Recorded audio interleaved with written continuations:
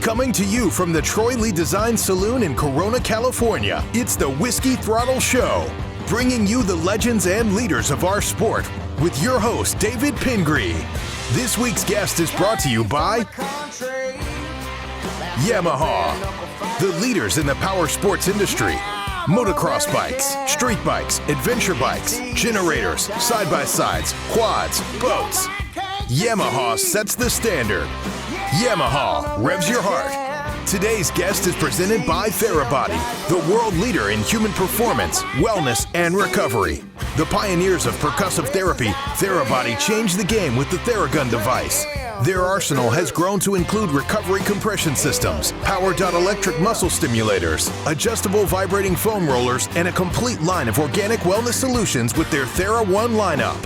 Whether you are a world-class athlete or you are just looking to improve your overall health, Therabody has the tools to help. Today's show brought to you in part by Method Race Wheels, the strongest, lightest, fastest wheels in off-road. Method dominates the off-road market, and they have the wheels for your truck, sprinter, SUV, Jeep, or van. SKDA Graphics. SKDA has turned the motorcycle graphic design world on its head by bringing a fast, fresh look into the sport. From outside-the-box designs to retro looks to a complete line of Whiskey Throttle Show graphics, SKDA is operating on a completely different plane than the rest. With free global shipping on orders of over $100 and unrivaled customer service, right now is the time to freshen up the look of your ride. Troy Lee Designs. Built for the world's fastest racers, Troy Lee Designs blends elite-level protection with a history of industry-leading style and performance. From motocross gear to custom paint to bicycle protection, Troy Lee Designs is waiting for you on the next level. Hey folks, welcome to the Whiskey Throttle Show. I'm your host, David Pingree, and we're here at Star Racing Studios in Cairo, Georgia with some of the Star Racing riders. We've got Justin Cooper here with us, former Supercross champion, real close to that national championship last year. Thanks for joining us, man. Yeah, glad to be here. Stoked to have you on. I watched you guys all ride a little bit this morning. It's muddy. I was really glad I don't race anymore because it looked like a mess. But it was really fun to watch you guys get after it. Just an amazing facility here.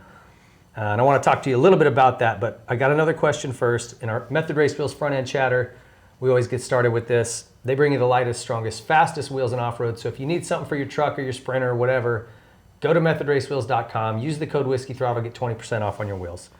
So this is a very serious question. Tell me about Air Rick out here, your track guy. How's this guy do? Is he the most underappreciated dude on the team?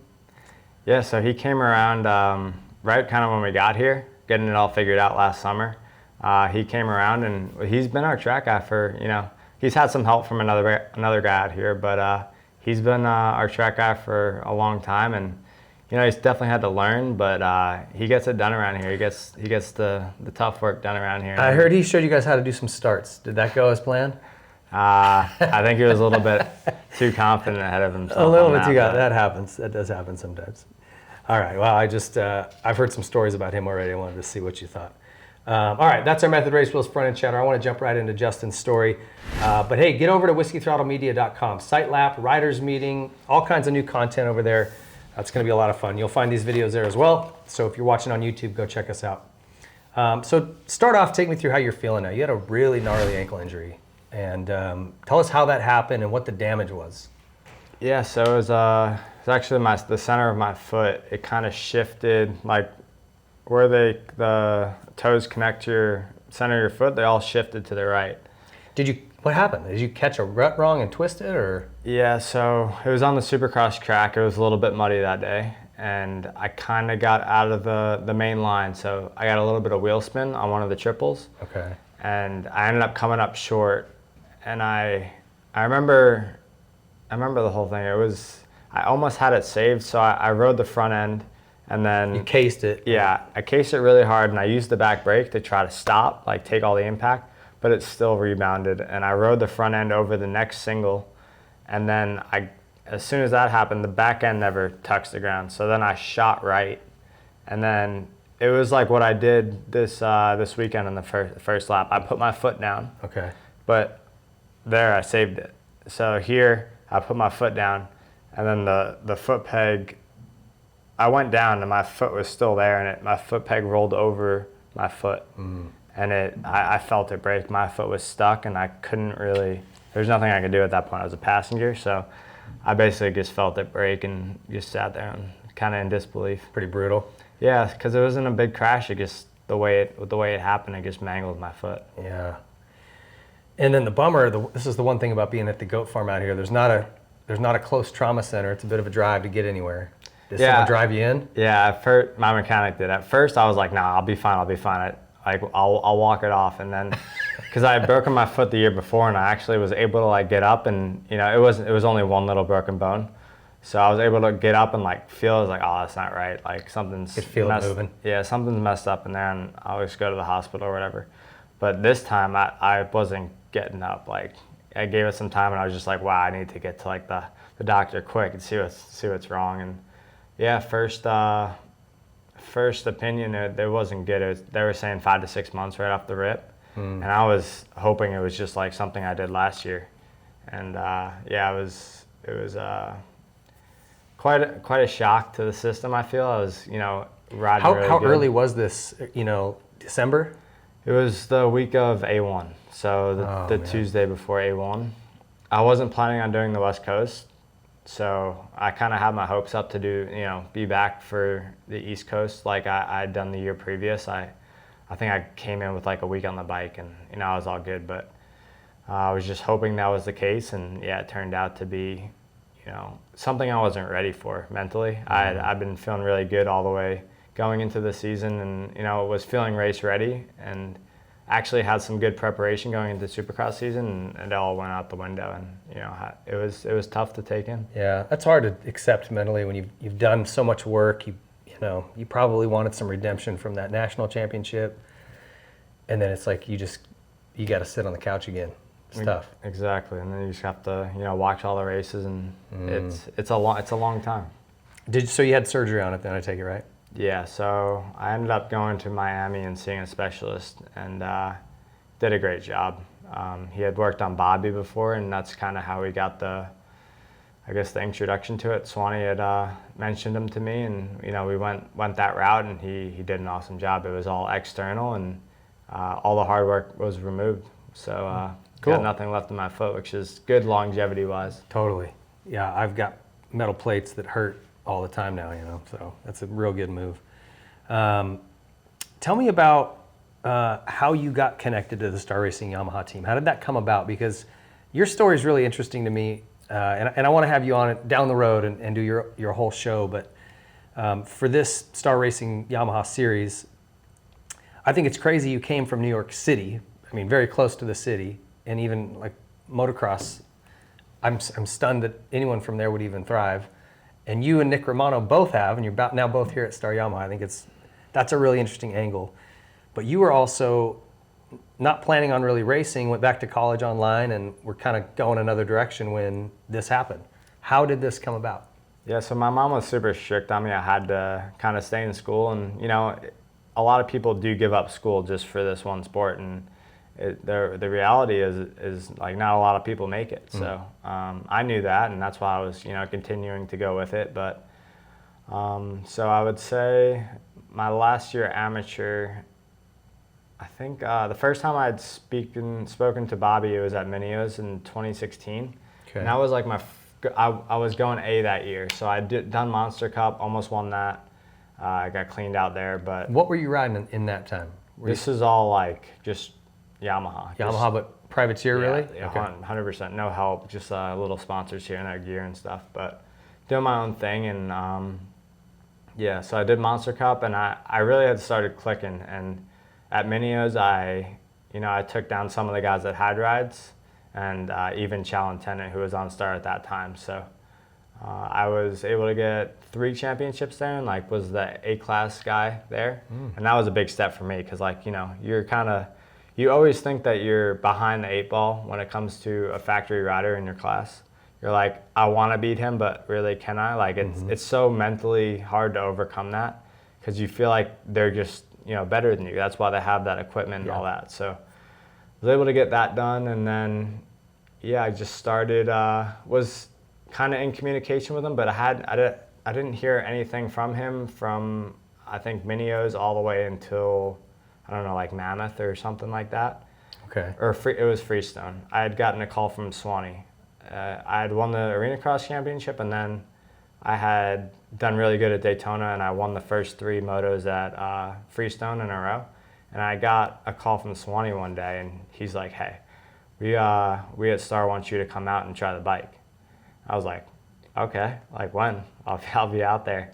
So we had it all planned out, and I think finished up at Freestone, and then we had the California Classic.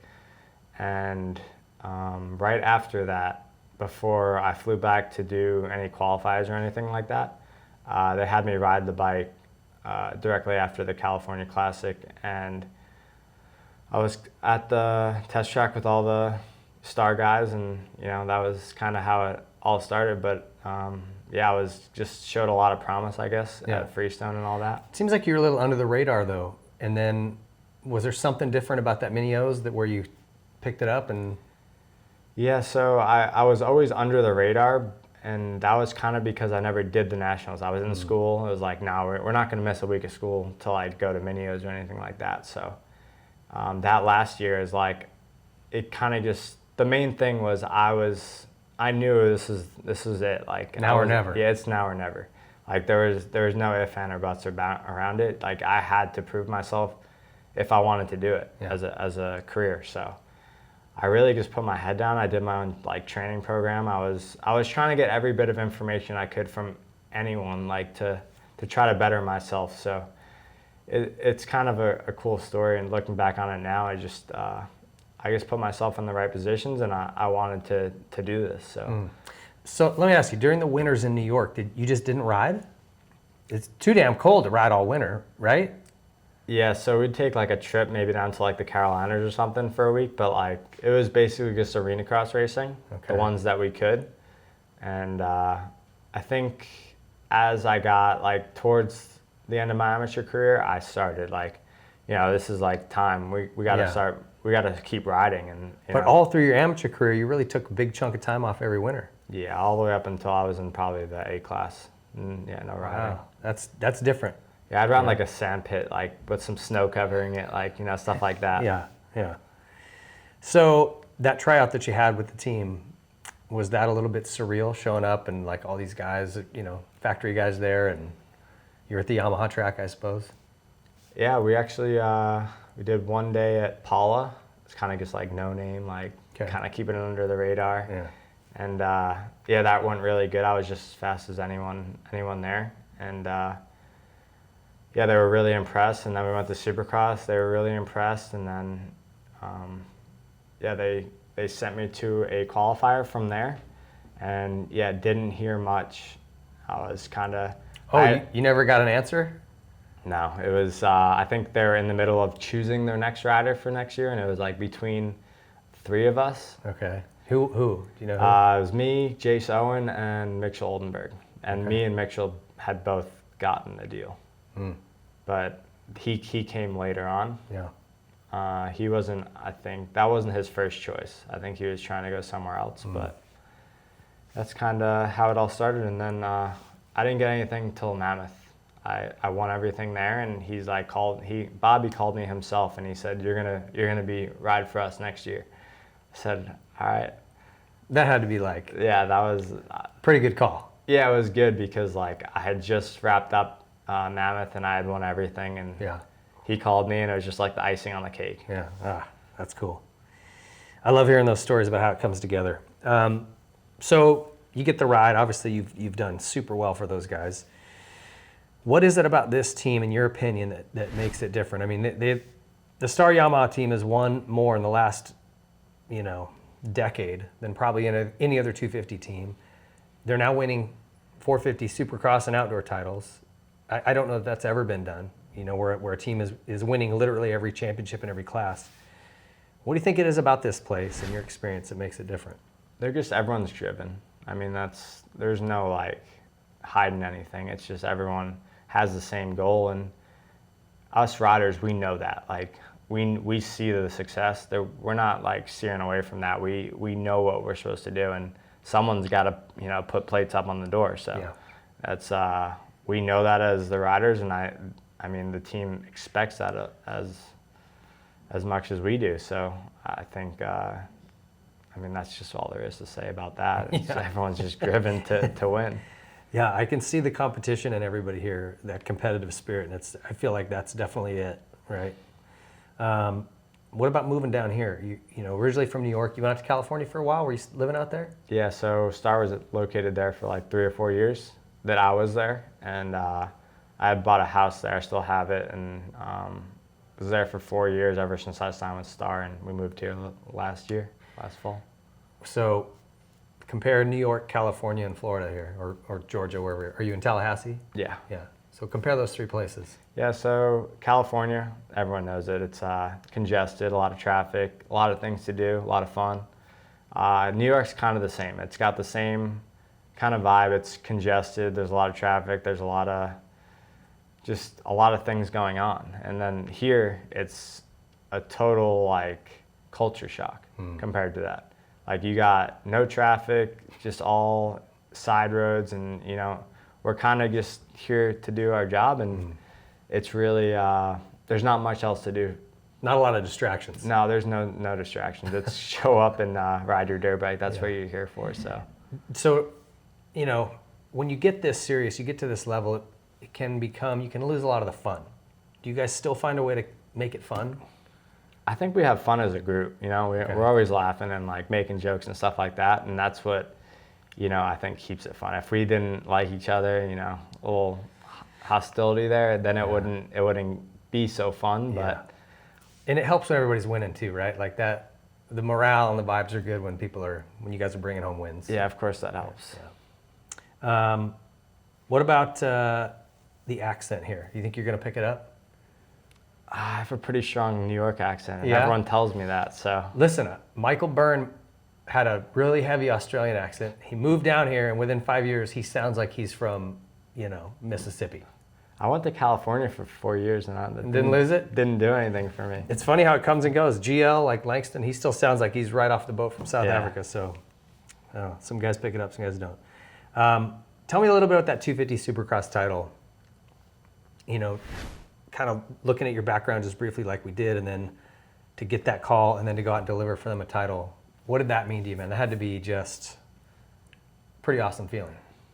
Yeah, so I just kept building. I had got a win in 2020, and you know, I just was always behind like Dylan and you know those top guys, and then Dylan had won too, and he had moved out, and you know everything.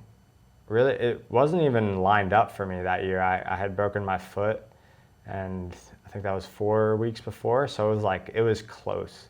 Like I had like 2 days on the bike before the first round, and I was like, all right, let's just get into this series and you know try to like top 10 the first one, and I go out and win it, and I'm like, wow, this is gonna be the easiest year ever. Like, if I could just go out and win that, like this is gonna be no problem. And then the next 3 races, I remember I had crashed in all of the mains. Like I had a good day all day, you know, fastest in practice, heat race went smooth, and then main just down. I'm like, all right, this is frustrating. And then I remember at the third, I guess so it was the 4th round, the third one I missed the podium. I went back and just chucked my helmet, like didn't even go pick it up, I just left, and then we had one more at that, because we were doing the 3 race schedule at each event. Right.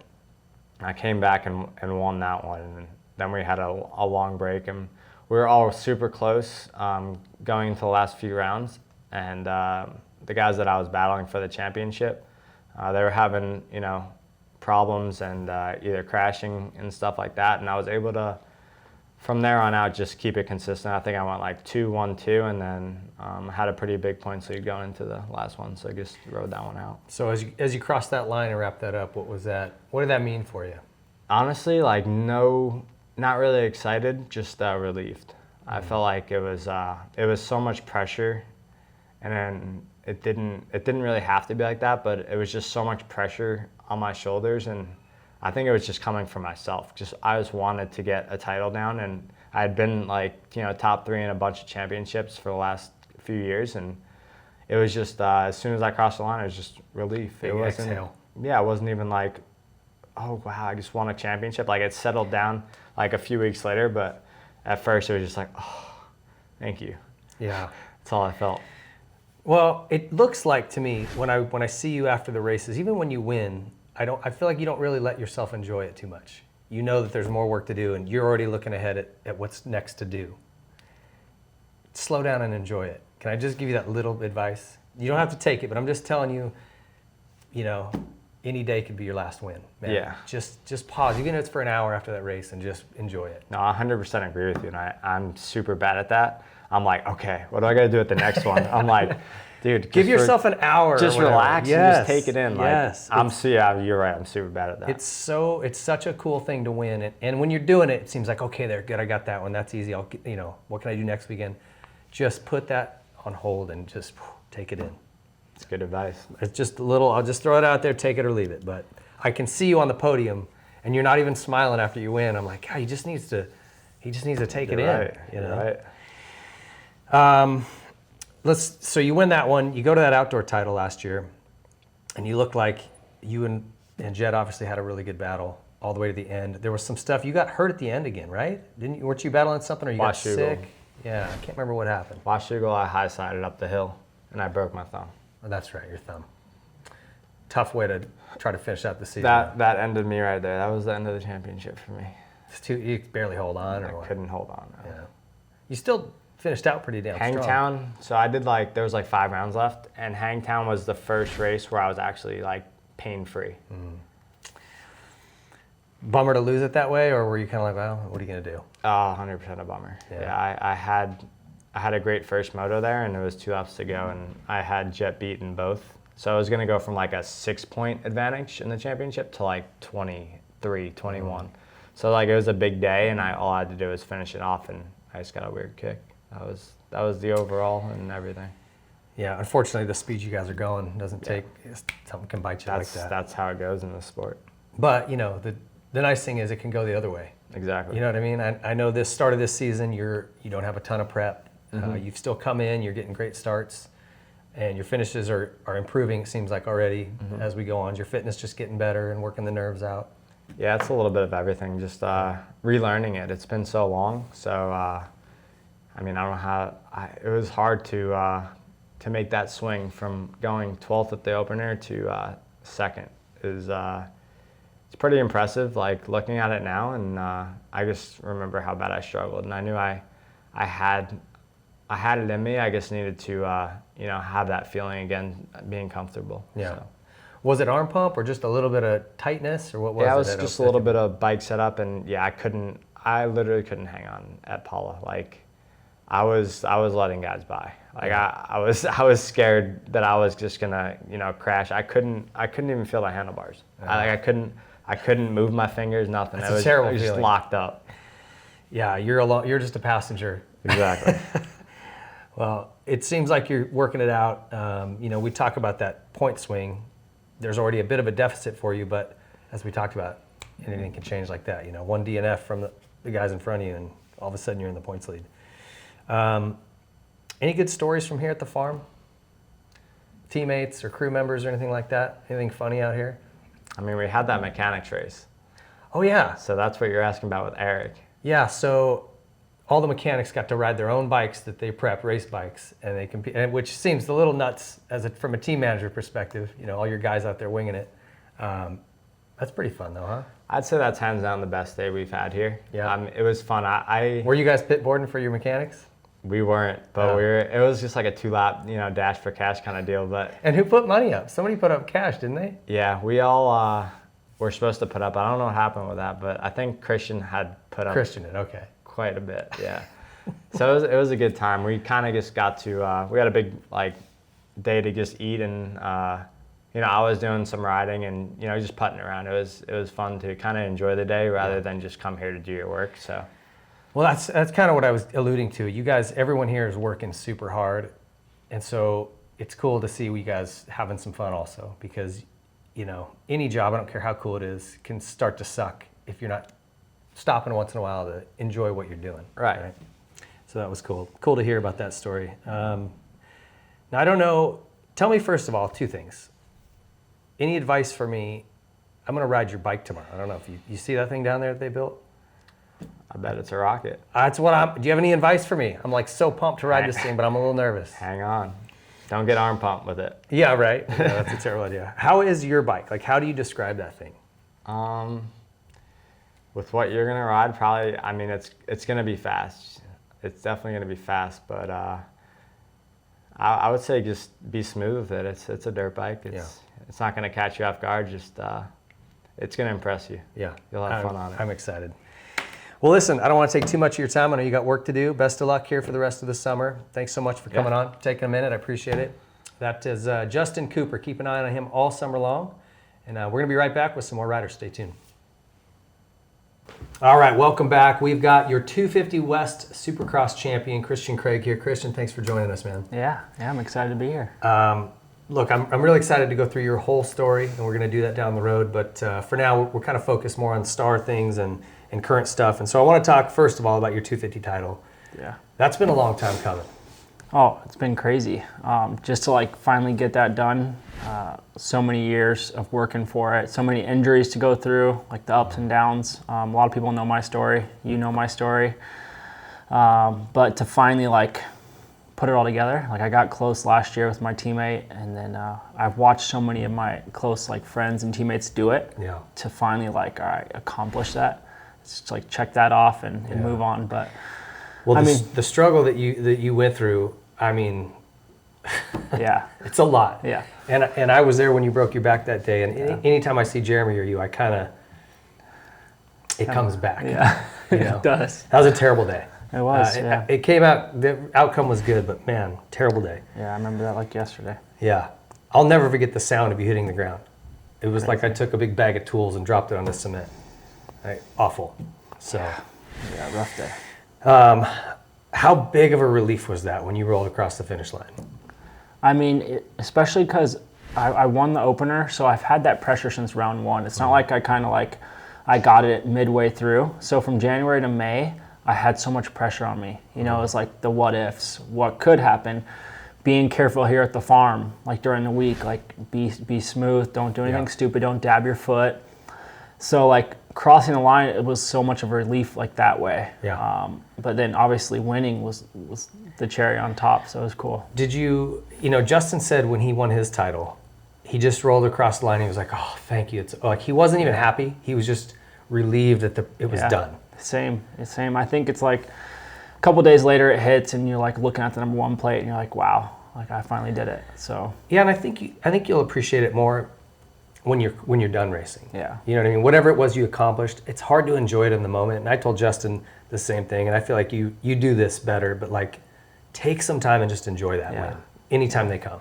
Even a podium, enjoy it. It sucks because like I was back riding in 2 days. You know, like my Swanee gave me one extra day off than the guys. So I got to spend the Monday like enjoying it, and I was back riding Tuesday. Yeah. So like if you won the outdoor, you get those 3 weeks and you can actually enjoy it. Yeah. So this is a little bit different. So maybe in the off season, I'll kind of take a week. And have a championship party. Something. It'll be a little late, but I mean, I guess you got to do it. That's the sport. We don't give guys the time to really absorb that and enjoy it, and then get back to work. It's like, hey, good job. Now look, next week, we got to get to work. So. Yeah, and then it's like everyone was like, oh, the Supercross hangover, and like, how's he going to do outdoors, like going to the 450, and I really wanted to keep proving myself. You know, I was like, no, I'm not going to let this like championship kind of like overlook my outdoor riding. So I really wanted to like come out swinging at Paula, and I mean, I did. It was cool. Well, and that's kind of next. I want to get to that. But let's still looking at that 250 series. What was all year long you had a couple of issues. San Diego, you had a couple rounds that didn't go great, but you dug out. And I thought, okay, like when you crashed in San Diego, visorless, I'm like, now's the time. What's he gonna do? And dude, you rose to the occasion on those times when you were tested. Yeah, I think that one was the kind of solidified. I know it was only round 3, but it solidified like that it was legit. Like, it was yours. Yeah. It was like, okay, like this is mine, and like unless something drastic happens, like the Vince thing could have really ended it too at Phoenix. But I mean, I had to come back from the pack so many times, and just little things like that. to still like dig deep and come through, like it was like, okay, you know, like I had no doubt that I shouldn't win this thing. Yeah, and you said something too, because when I won the opener in 2000, I went into like very early. By the third round, I was kind of like, okay, I don't want to get hurt during the week, so don't do anything stupid. And then I started counting points. I was riding defensively. How did you not fall into that trap? I mean, and explain how hard that is, because damn it, if you could just shut your brain off and just ride your motorcycle, you'd be fine. But that's so hard to do. It's funny because I started going defensive mode at round 4, and I had like 11-point lead.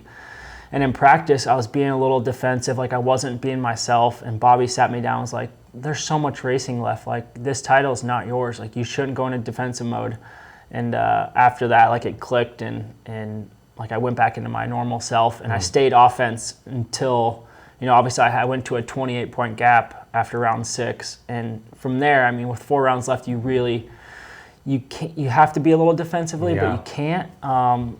So, like, man, that's a really hard line to walk, though. Yeah, Hunter made it tough. Like, he won 3 out of the 4 the last round. So all I had to do was just like, all right, let's keep him in sight, stay with him, and maybe pressure him into mistake. But, I mean, it could have been a different story. Say he didn't crash at A3 and we were battling. Like, I obviously had the speed to beat him those last 4, but I was just playing it a little bit differently, a little safer. You have to. You have to be able to manage, but the time to manage is definitely not at a 10-point lead. And that's kind of what I was, 10 or 12 points. And it's like, I needed someone to sit down and tell me, hey, dude, get your head out of your ass and start racing for wins again, you know? Yeah, they sat me down before the last practice, and they're like, you know what, like, you can't be like this. And they see it in me. They saw it, the defensiveness come up, and after that, like, it triggered me, and I was like, all right, let's go. And I was able to, like, open up that gap. I don't know if people really understand, like, people that watch from home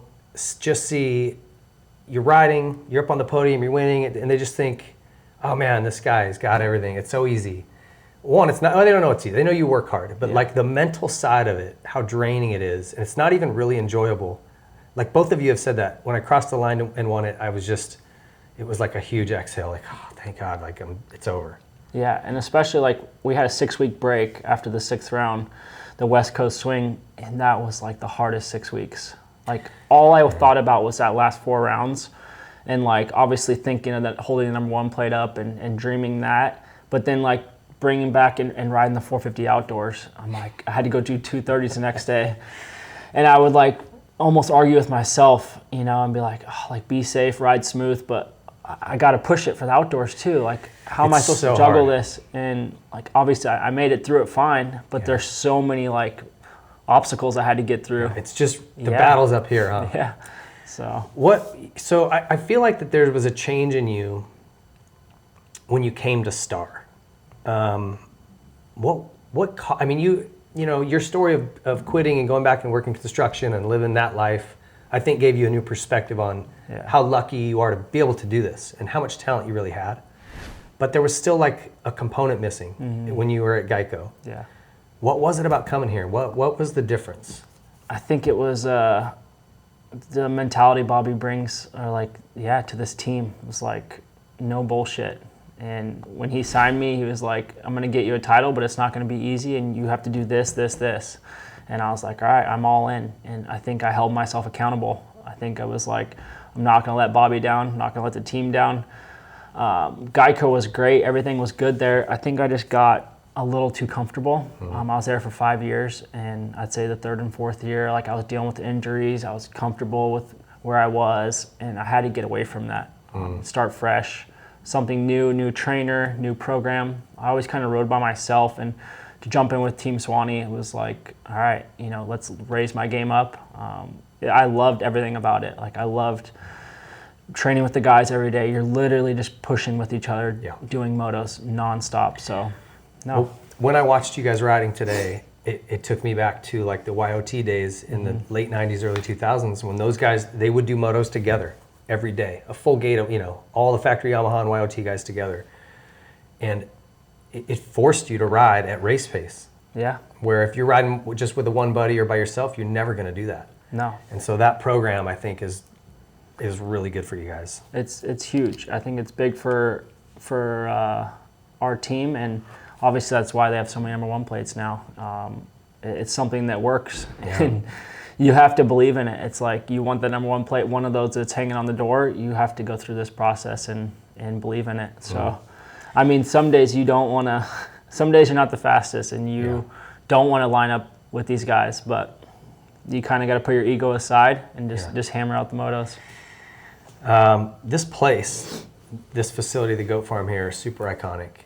And there's almost even when I rolled in today, you just kind of feel it like, wow, there's a lot of titles won out of here. You know, a lot of fuel burned, a lot of sweat, and you see the championships Ricky put up. Now you see what this team has done.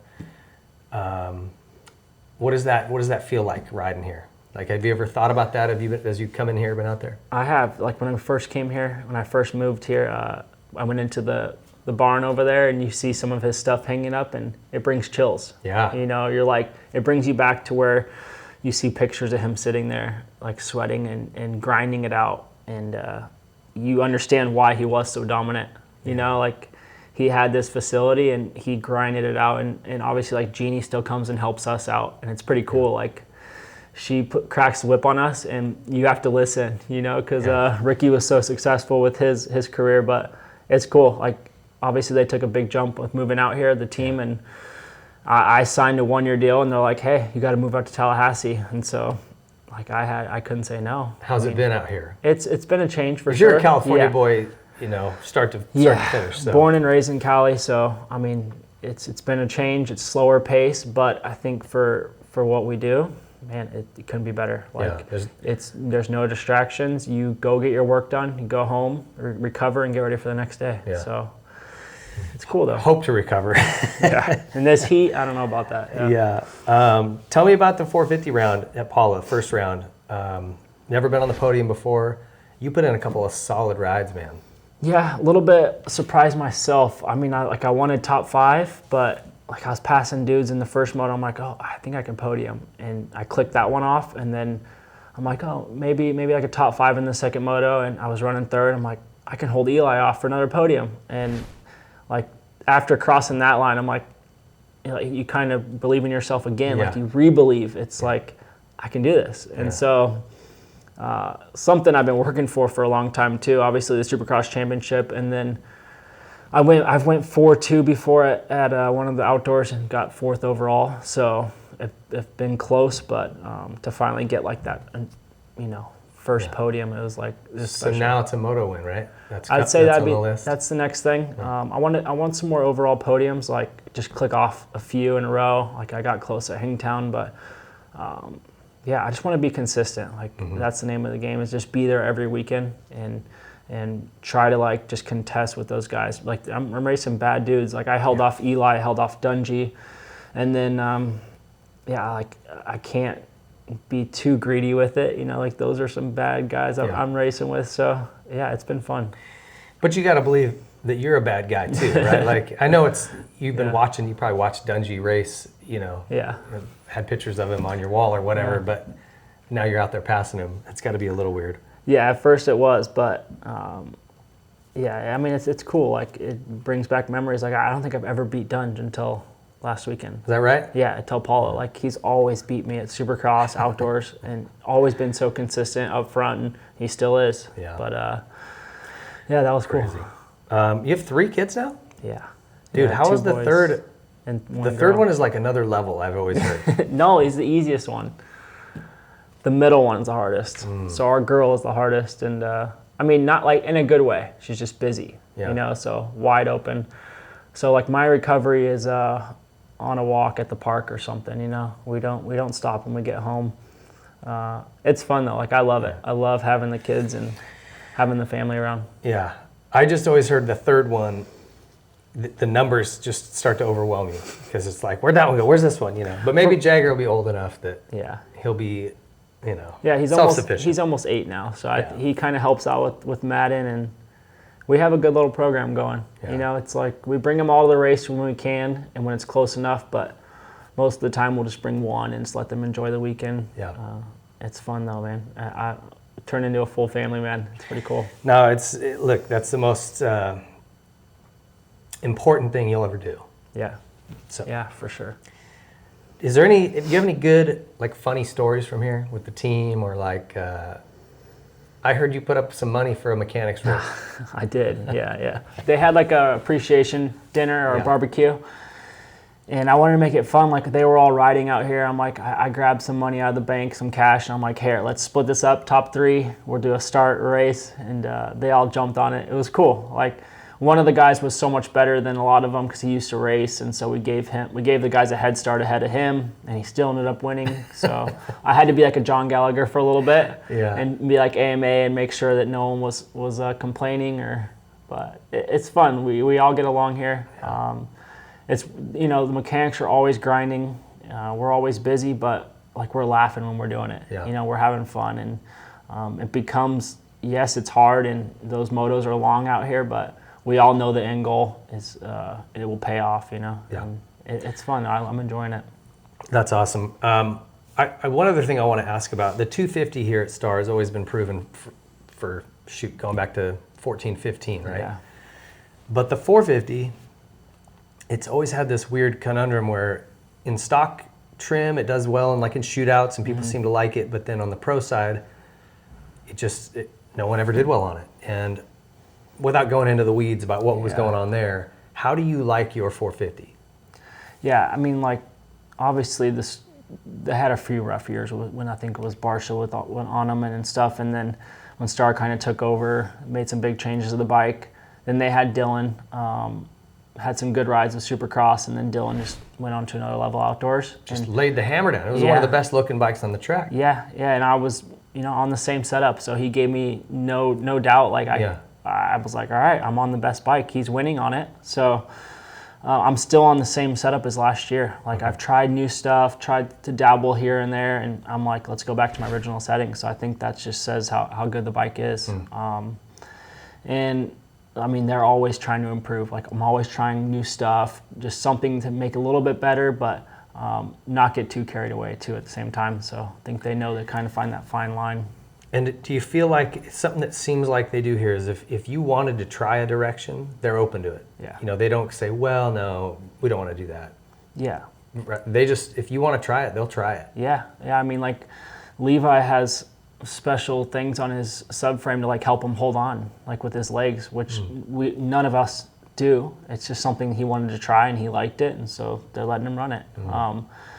And just things like that. Like, I have special built bar mounts because, like, I need more just space in the cockpit. Like, I need it to be more open, and they had to fully customize bar mounts for me. And yeah, they look crazy if you look up close, but it makes me comfortable, and they do whatever it takes. It's pretty cool. That's right. Well, look, I'm stoked to watch you the rest of this year. I think you got a moto win coming, more podiums for sure. Trying. And I'm just excited for you. You've done a hell of a job restarting your career, and man, I think if either one of us had told you where you'd be right now, we'd be pretty stoked. Yeah, and I'm 30, and that seems like old in motocross years, but like, I'm having so much fun. I don't see an end. Like, I love it so much, and I look forward to these long motos. And like, people are like, yeah, you're 30. Like, how long are you gonna go? And I'm like, until I'm not competitive, or I don't want to get up in the morning, go for a run, or go on a bike ride, or go ride. Like, that's when you'll know. Yeah, like, when that fire kind of dies, I'll know it's time to step away. But right now, I love my job so much. I'm enjoying it. So, yeah, gotta keep going. Dude, thanks for coming on. I appreciate it. It's great to see you.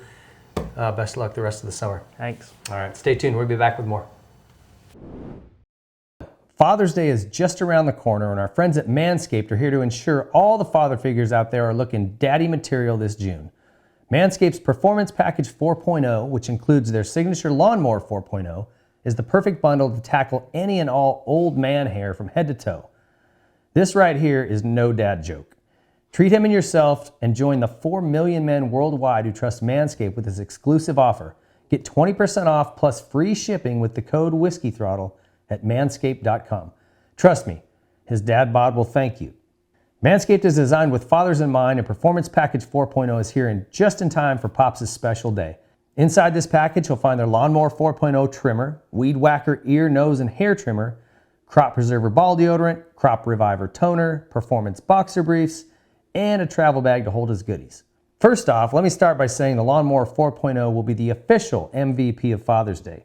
Their 4th generation trimmer features a cutting-edge ceramic blade to reduce grooming accidents, thanks to their advanced skin-safe technology. The Lawnmower 4.0 is waterproof and has a 400K LED spotlight he needs for a more precise shave. Does your dad use the same trimmer for his body and face? Let's throw that out the window and give him the upgrade he deserves. But wait, there's more. Manscaped just launched their brand new Boxers 2.0 that are, dare I say, the best boxers ever? We all know dads love their comfort. With summer just around the corner, the Boxers 2.0 are here to save every father from the uncomfortable heat. These new boxers are packed with revolutionary features, including the jewel pouch. Designed to cradle his boys in their own special space, this right here is a game changer. Whether he's mowing the lawn, taking out the trash, or golfing in the sun, these moisture-wicking boxers breathe without breaking a sweat. Dads, buy this for yourself. Sons, buy this for your dad. Ladies, get this for your man. And dog daddies, you deserve this treat too. Get 20% off plus free shipping with the code Whiskey Throttle at manscaped.com. That's 20% off plus free shipping at manscaped.com using the code Whiskey Throttle. Shake what your mama gave you? Nah, shake what your daddy gave you.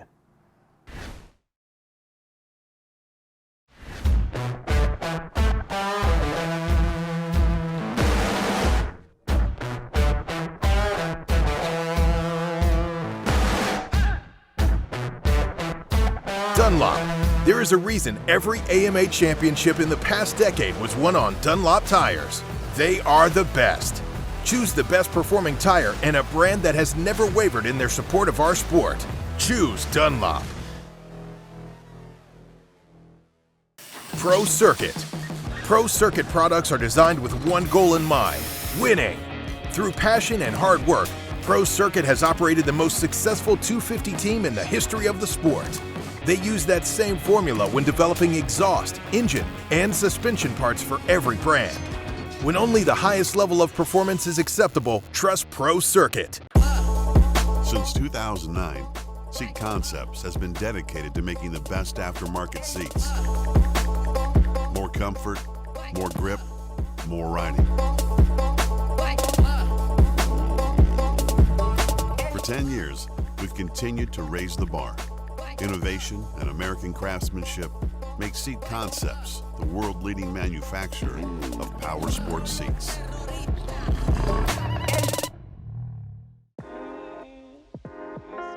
Something from nothing. That's what Nihilo Concepts is about. It starts with a spark, an idea, a concept, which leads to a design, and finishes with engineered excellence with the highest quality products created with durability in mind. All our products are made in the USA at our state-of-the-art facility in Stuart, Florida. Whether you are a weekend warrior, ride for fun, or at the highest level of competition, Nihilo Concepts offers innovative titanium, aluminum, and carbon fiber parts for your dirt bike. We offer a wide variety of products that you can customize to your liking. Browse our site for foot pegs, brake tips, engine components, specialty tools, frame grip tape, lever grips, carbon fiber components, motor stands, our secondary on-switch, plus much more. Head to NihiloConcepts.com and see for yourself why factory teams like Red Bull KTM, Rockstar Husqvarna, Troy Lee Designs Gas, Orange Brigade, Club MX, KLM Gas, and some of the fastest riders in the world choose Nihilo Concepts. Since 1987, Coach Rob has been dedicated to creating durable motocross, supercross, GNCC, and road racers through his complete racing solutions program, integrating performance, nutrition, functional strength, flexibility, and mental development. His proven system has world-class results, producing 4 AMA #1 Pro Plates and over 270 national championships. The complete racing solutions program focuses on the fundamentals of human physiology and how riders interact with the physics of a motorcycle. Its proven process and system helps riders understand the why associated with riding technique, and how getting faster on a motorcycle directly correlates with strength, endurance, nutrition, and flexibility off the bike. There is a difference between a fast racer and a complete racing solutions racer. Visit CompleteRacingSolutions.com and get on the path to becoming the champion you want to be.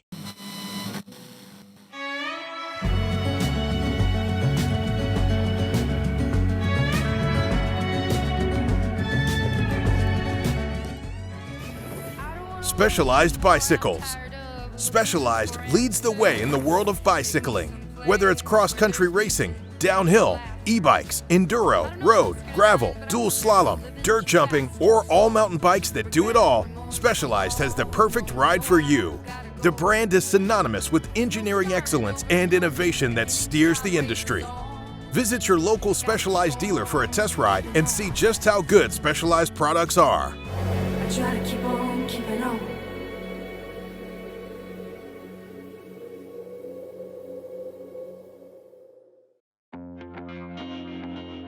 OGO Power Sports.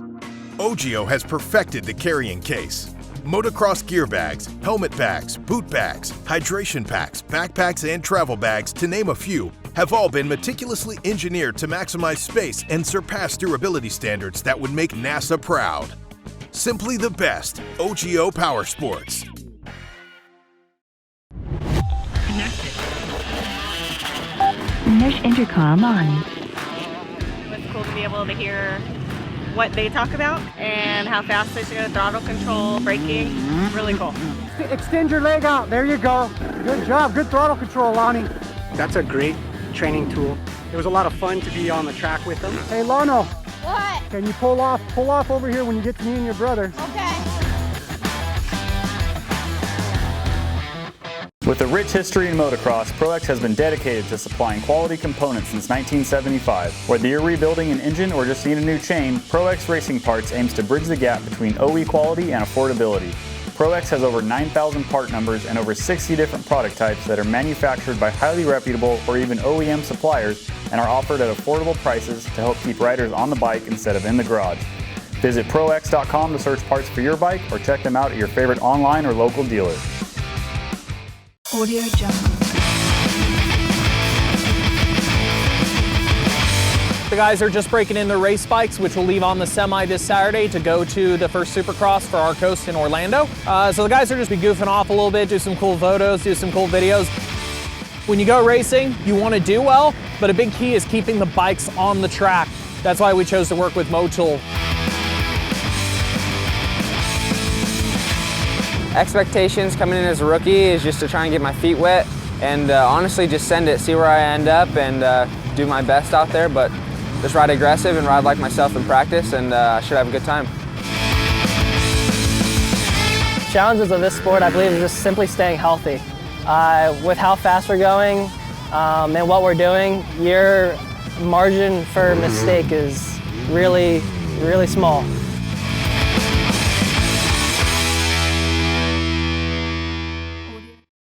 Stay Sick. If you have little rippers, then you have had to have seen Stay Sick bikes by now. We have created bike and experiences that allow kids to develop sooner and empower them to find their own ride. From learning to ride to sharpening skills, the Stay Sick promise is accelerated growth. Whatever path your family chooses, it's going to be the ride of your life. Stay Sick Stability Cycles. You ever heard the phrase that the harder you work, the luckier you are?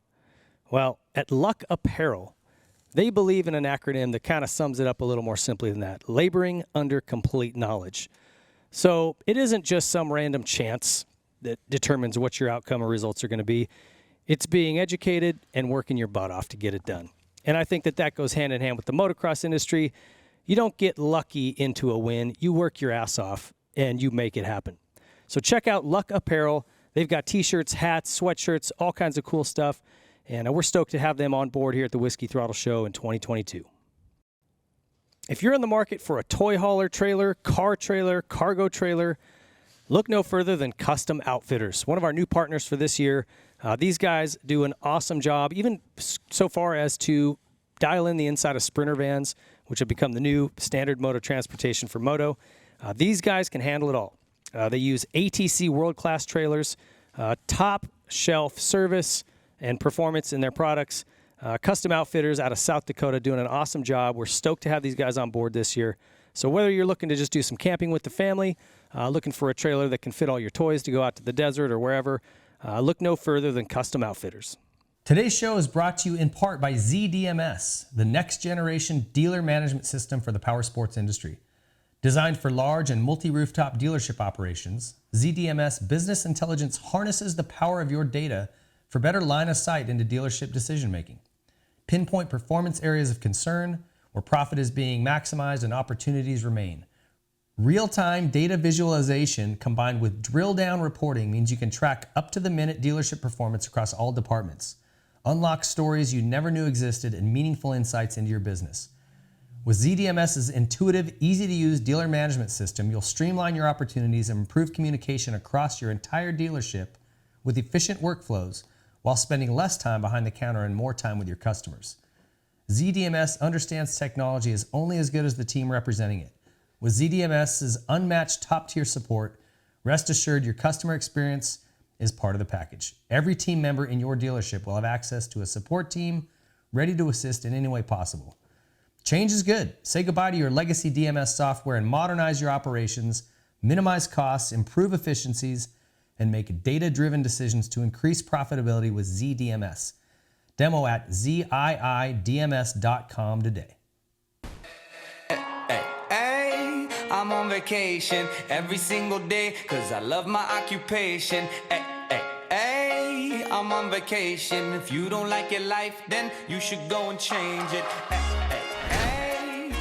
Welcome back, guys, to the Whiskey Throttle Show here with Star Racing Yamaha team. We've got Colt Nichols joining us now. Colt, welcome to the show. Yeah, thanks for having me, guys. Appreciate it. Bummer that we haven't seen you all year, man. I was really looking forward to Anaheim, and it didn't take long for shit to go sideways, did it? That's the truth, yeah. Best way to put it. You work so hard, like preseason, getting everything ready, and then you don't really get to showcase anything. It was a bummer, but man, that sport, it sucks. It kind of kicks you in the balls sometimes. It's not for soft people. No, and it's the part that makes it the worst too is it just being the very first thing out. You know, like you don't really get to like showcase anything. So that was the biggest bummer. But like I said, that's sport. That's dirt bikes. It's what it does. As soon as you feel great and you think you're invincible, you find out real quick you're not. So what happened in that crash? Because the camera didn't.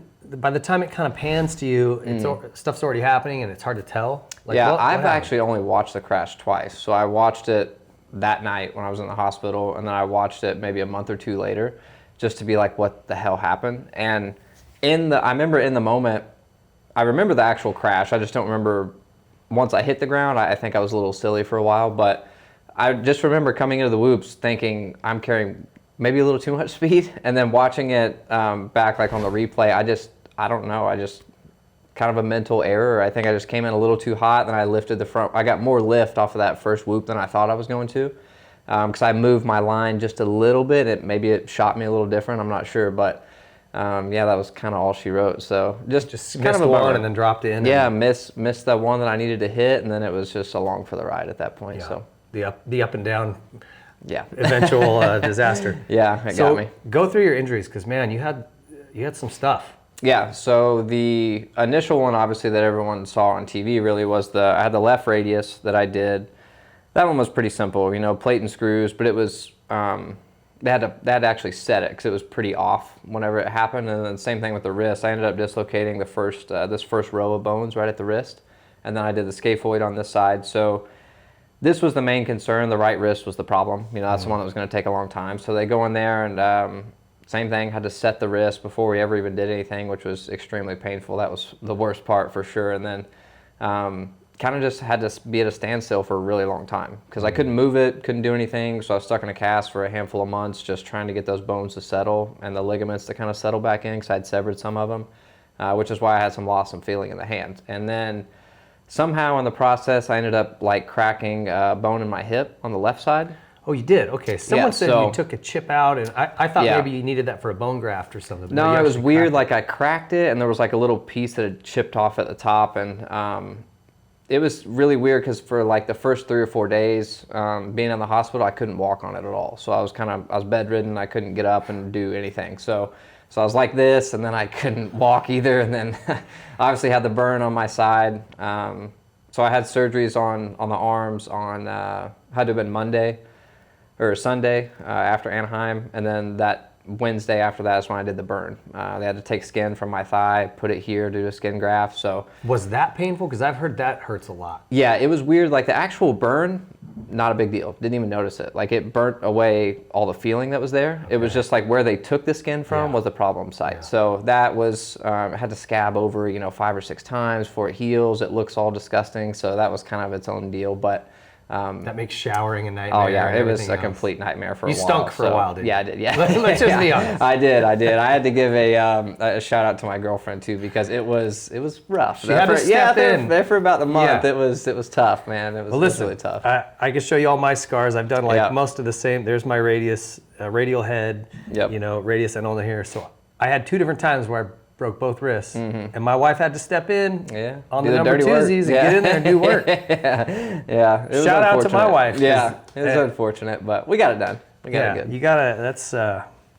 That's dirty work. But probably the worst set of injuries you've had? Collectively, yeah. Yeah, because I've been did the femur and hip and humerus and things like that, but that was only one thing at a time. This is the first time I've had to tackle. There was just literally every everywhere. side was it was up. like the left side, the right side, both. I mean, it was just kind of a disaster. So and hit your head a little bit. Yeah, and then the head was kind of an issue too. Then while we were in the hospital, somehow me and my girlfriend both ended up getting COVID while we were in there. So then I was just sick as hell, and I was like, dude, what is going on? Just put me down. Yeah, I was like, I'm just done at this point. So it was tough, but the month of January, once we got through that, everything was much easier. So okay. Wasn't too bad. And you said you've kind of had another little tune-up on the wrist to fix that. That's all going well, though, and you're back to riding, and things are looking good. Yeah, so I ended up actually initially getting, I went back for my 4-week, and they did a bunch of x-rays right at the 3 or 4 week mark from the initial surgery, and I wasn't too pleased with the way it looked. I thought it could have been done a lot better, so I went and got a second opinion on just if I should get it redone or not.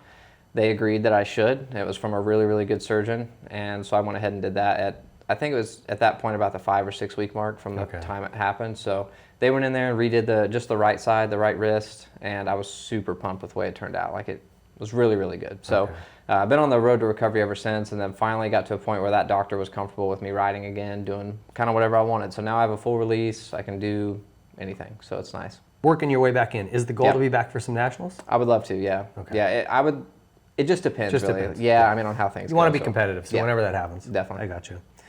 Bummer that you couldn't run the number 1 plate. We've talked about how you had 3 guys this year on this team who couldn't back up their number 1 plates for injury reasons. So bummer for the team, but you got the championships.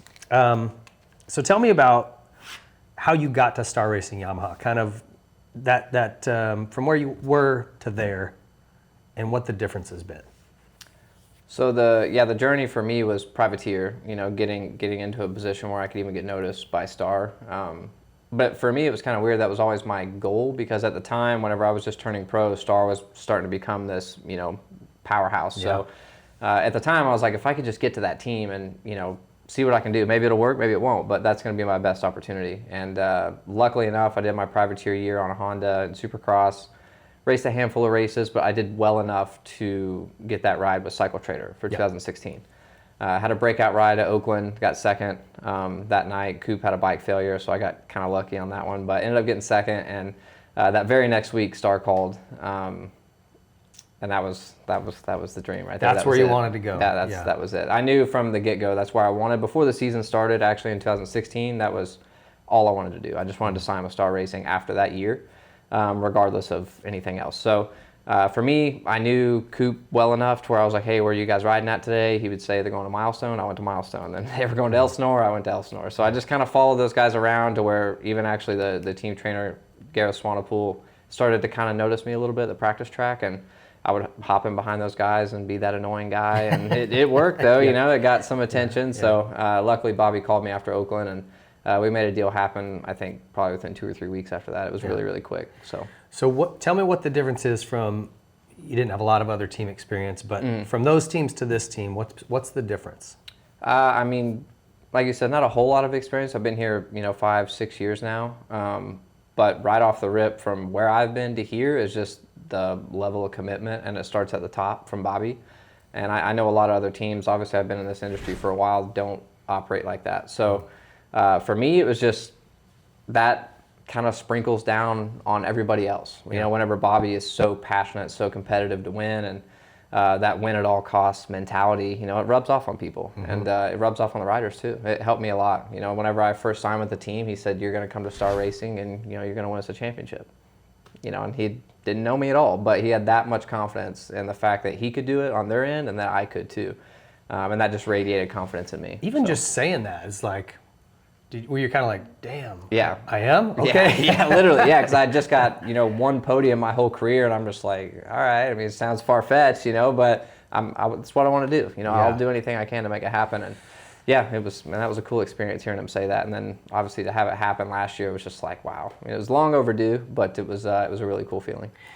So kind of the vibe as we've been talking to different riders and personnel on the team is that competitiveness. It's like everyone here, that's a common thread. They're really competitive. Yeah. And losing sucks, and it's like, what do we need to do to win? Yeah. Obviously that's a great environment for results. Yeah. Do you guys still have fun here? Absolutely. Yeah. Okay. I mean, the fun side of it is... winning is always fun. Exactly. I was going to say winning is always fun, but I think the fun side of what we do is kind of what you make it a little bit too, But does it create some hostility at times to where you're just like that pressure of knowing that you have to win? Yes, but that's also what, makes you kind of elevate a little bit too, I think. So for some kids, it doesn't really work. It can kind of go the opposite direction and kind of beat you down. But if you can rise up to the occasion and, kind of feed off of it, it's the best thing you could ever have. Yeah. So that's why I like it. I love to thrive in that environment. That's why I've been here for so long. And Bobby kept re-signing me every time I got injured and, in hopes I'd bring a championship. So luckily I did. But yeah, the competitiveness, like the camaraderie, I think that the team's been together for a while, the core group anyway. Yeah. There's been mechanics coming in and out and stuff like that. But the core group of people that have been here since I've been here, it's just been phenomenal. Like they know what they're doing. They're good. They're competitive and they win. Yeah. Yeah, that's cool. Tell me about your 250 championship season. Some of the highlights from that. If there's any challenges along the way in that? Actually, a little bit. Yeah, before preseason, I actually wanted to switch coasts. I was like kind of begging Brad to put me to the other coast. I didn't want to go racing either. I had a knee injury that was kind of bothering me a little bit. So the week before we left to go to Houston, I was like, Brad, like, let me go to the other coast. Like, please, like, put J-Mart on this one. I'll go to the other one. It'll be fine. And he just was like, no, not happening. Like, you're racing this coast. And I was like, gosh. So we showed up for press day, and I actually only rode a few laps because my knee was bothering me that bad. And ended up getting through the first night, and I was like, okay, like, I can do this. Like, I survived the first night. I got on the podium. I'm in it now. Like, I'll be good. But yeah, I mean, the main highlight was the first win at Houston. Me and Christian went back and forth that whole race, and luckily I was just able to edge him at the end and went on that little run where won 3 in a row. And the one that kind of got away was the last one at Indy, where I crashed out and got the whole shot and then crashed on the first lap. I was like, geez. So that was a bummer, but no, overall, I mean, it was a dream season. It really was. Like, it was cool being in that position too, to where we were racing so often. Like the Saturday, Tuesday, Saturday thing was really cool, because if you had momentum, it worked to your advantage. You just kind of flooded right over throughout the week. So for me, it worked really well. I was pretty pumped on it. It was, just really a dream season. How many total wins did you have? I had 3? 3 wins, 9 podiums, yeah. Went 9 for 9 on podiums. That's not bad. That's how you win titles. Yeah. Tell me that feeling as you rolled across the finish line on the last lap and wrapped it up. Was it like happiness, or was it just relief? Both. It was kind of weird though, because you get so caught up in the race. Like, my whole plan, before that, the East-West shootout at the last round, was I was like, let's just get through the damn thing. Then, like, I got a comfortable lead, it'll be okay. And once I got the whole shot, that competitive side kicks in, and you want to win the race because you're in the lead. So for me, it was kind of interesting. Like, the team was freaking out a little bit, and Jet was kind of catching me. We're doing this back and forth thing, and at one point they put on the board, like, just let Jet by. There's a big gap, like you can cruise away to second. And so I, made a few mistakes, I kind of let him by or do whatever. And I was like, that was stupid. Like, I was in a spot to win the race. Yeah, I was just like, why did I do that? And then, which, he was riding really well at the time. Who knows if he would have beat me regardless. But at that point I was like, maybe I can go get him back. I want to win this thing. So then when the checkered flag flew and I crossed the finish, I was kind of pissed. I was like, I just blew away a win. Like, I should have won that. Yeah, and then I like pulled a tear off, and I'm going beside the whoops. I'm like, wait, who cares? I just won the championship. Like, who cares? So that was pretty cool. And then, rolled around, the whole infield, and, the first people I saw were my parents, and that was probably the coolest part of all of it. Getting off the bike, getting to hug my mom and dad, and they'd been there, ups and downs, all the stuff. And it was a cool feeling. It was nice. Well, it's interesting to me talking to both Justin and Christian, and they said they didn't even really like take in that they won. It was just like, oh, thank God it's over. The pressure's off. Like, It was a relief, you know, and I thought, man, that sucks a little bit, right? Yeah, like you should, that should be the happiest moment of your life to that point, right? Probably. So yeah. Anyway, curious It to kind see. of was too, a little bit, but at the same time, I was really embracing it because, you know, my buddy Justin Bogle won in 2014, and he kind of did the same thing, you know, where he was like, this is relief, but surely there'll be plenty more, right? I'm young, like, I'll go get some more titles. And, you know, for him, that hadn't been in a position where that has happened, and he kind of just told me where he was like, dude, just enjoy it. You know, like, this is, you never know how long this thing will last. Like, if you're in a position to win and you win, like, embrace that moment, enjoy it for what it is. So for me, I really did. I was able to do that, and that was a plus for me, big time. That's good. I mean, every single podium, every win, I just take it in, man. Yeah, why not? The move, you were Oklahoma boy, right? Yep. But you've been living in California for how long? Moved out there with Justin in 2015, at the end of 2015 for a cycle trader year. Okay. And then after that, in 2016, I moved out there full time, so 2016. So you've been out there a handful of years. Yep. Now you're living here. What's that like? How's that transition been for you? For me, it's been awesome. You know, being from Oklahoma, like, to me, this feels more natural. It feels like more like home. It rains, it's green, you know, like, it's nice. California, everything's just dead, and I don't know, it just never feels really homey to me. No. So that's why I like it here.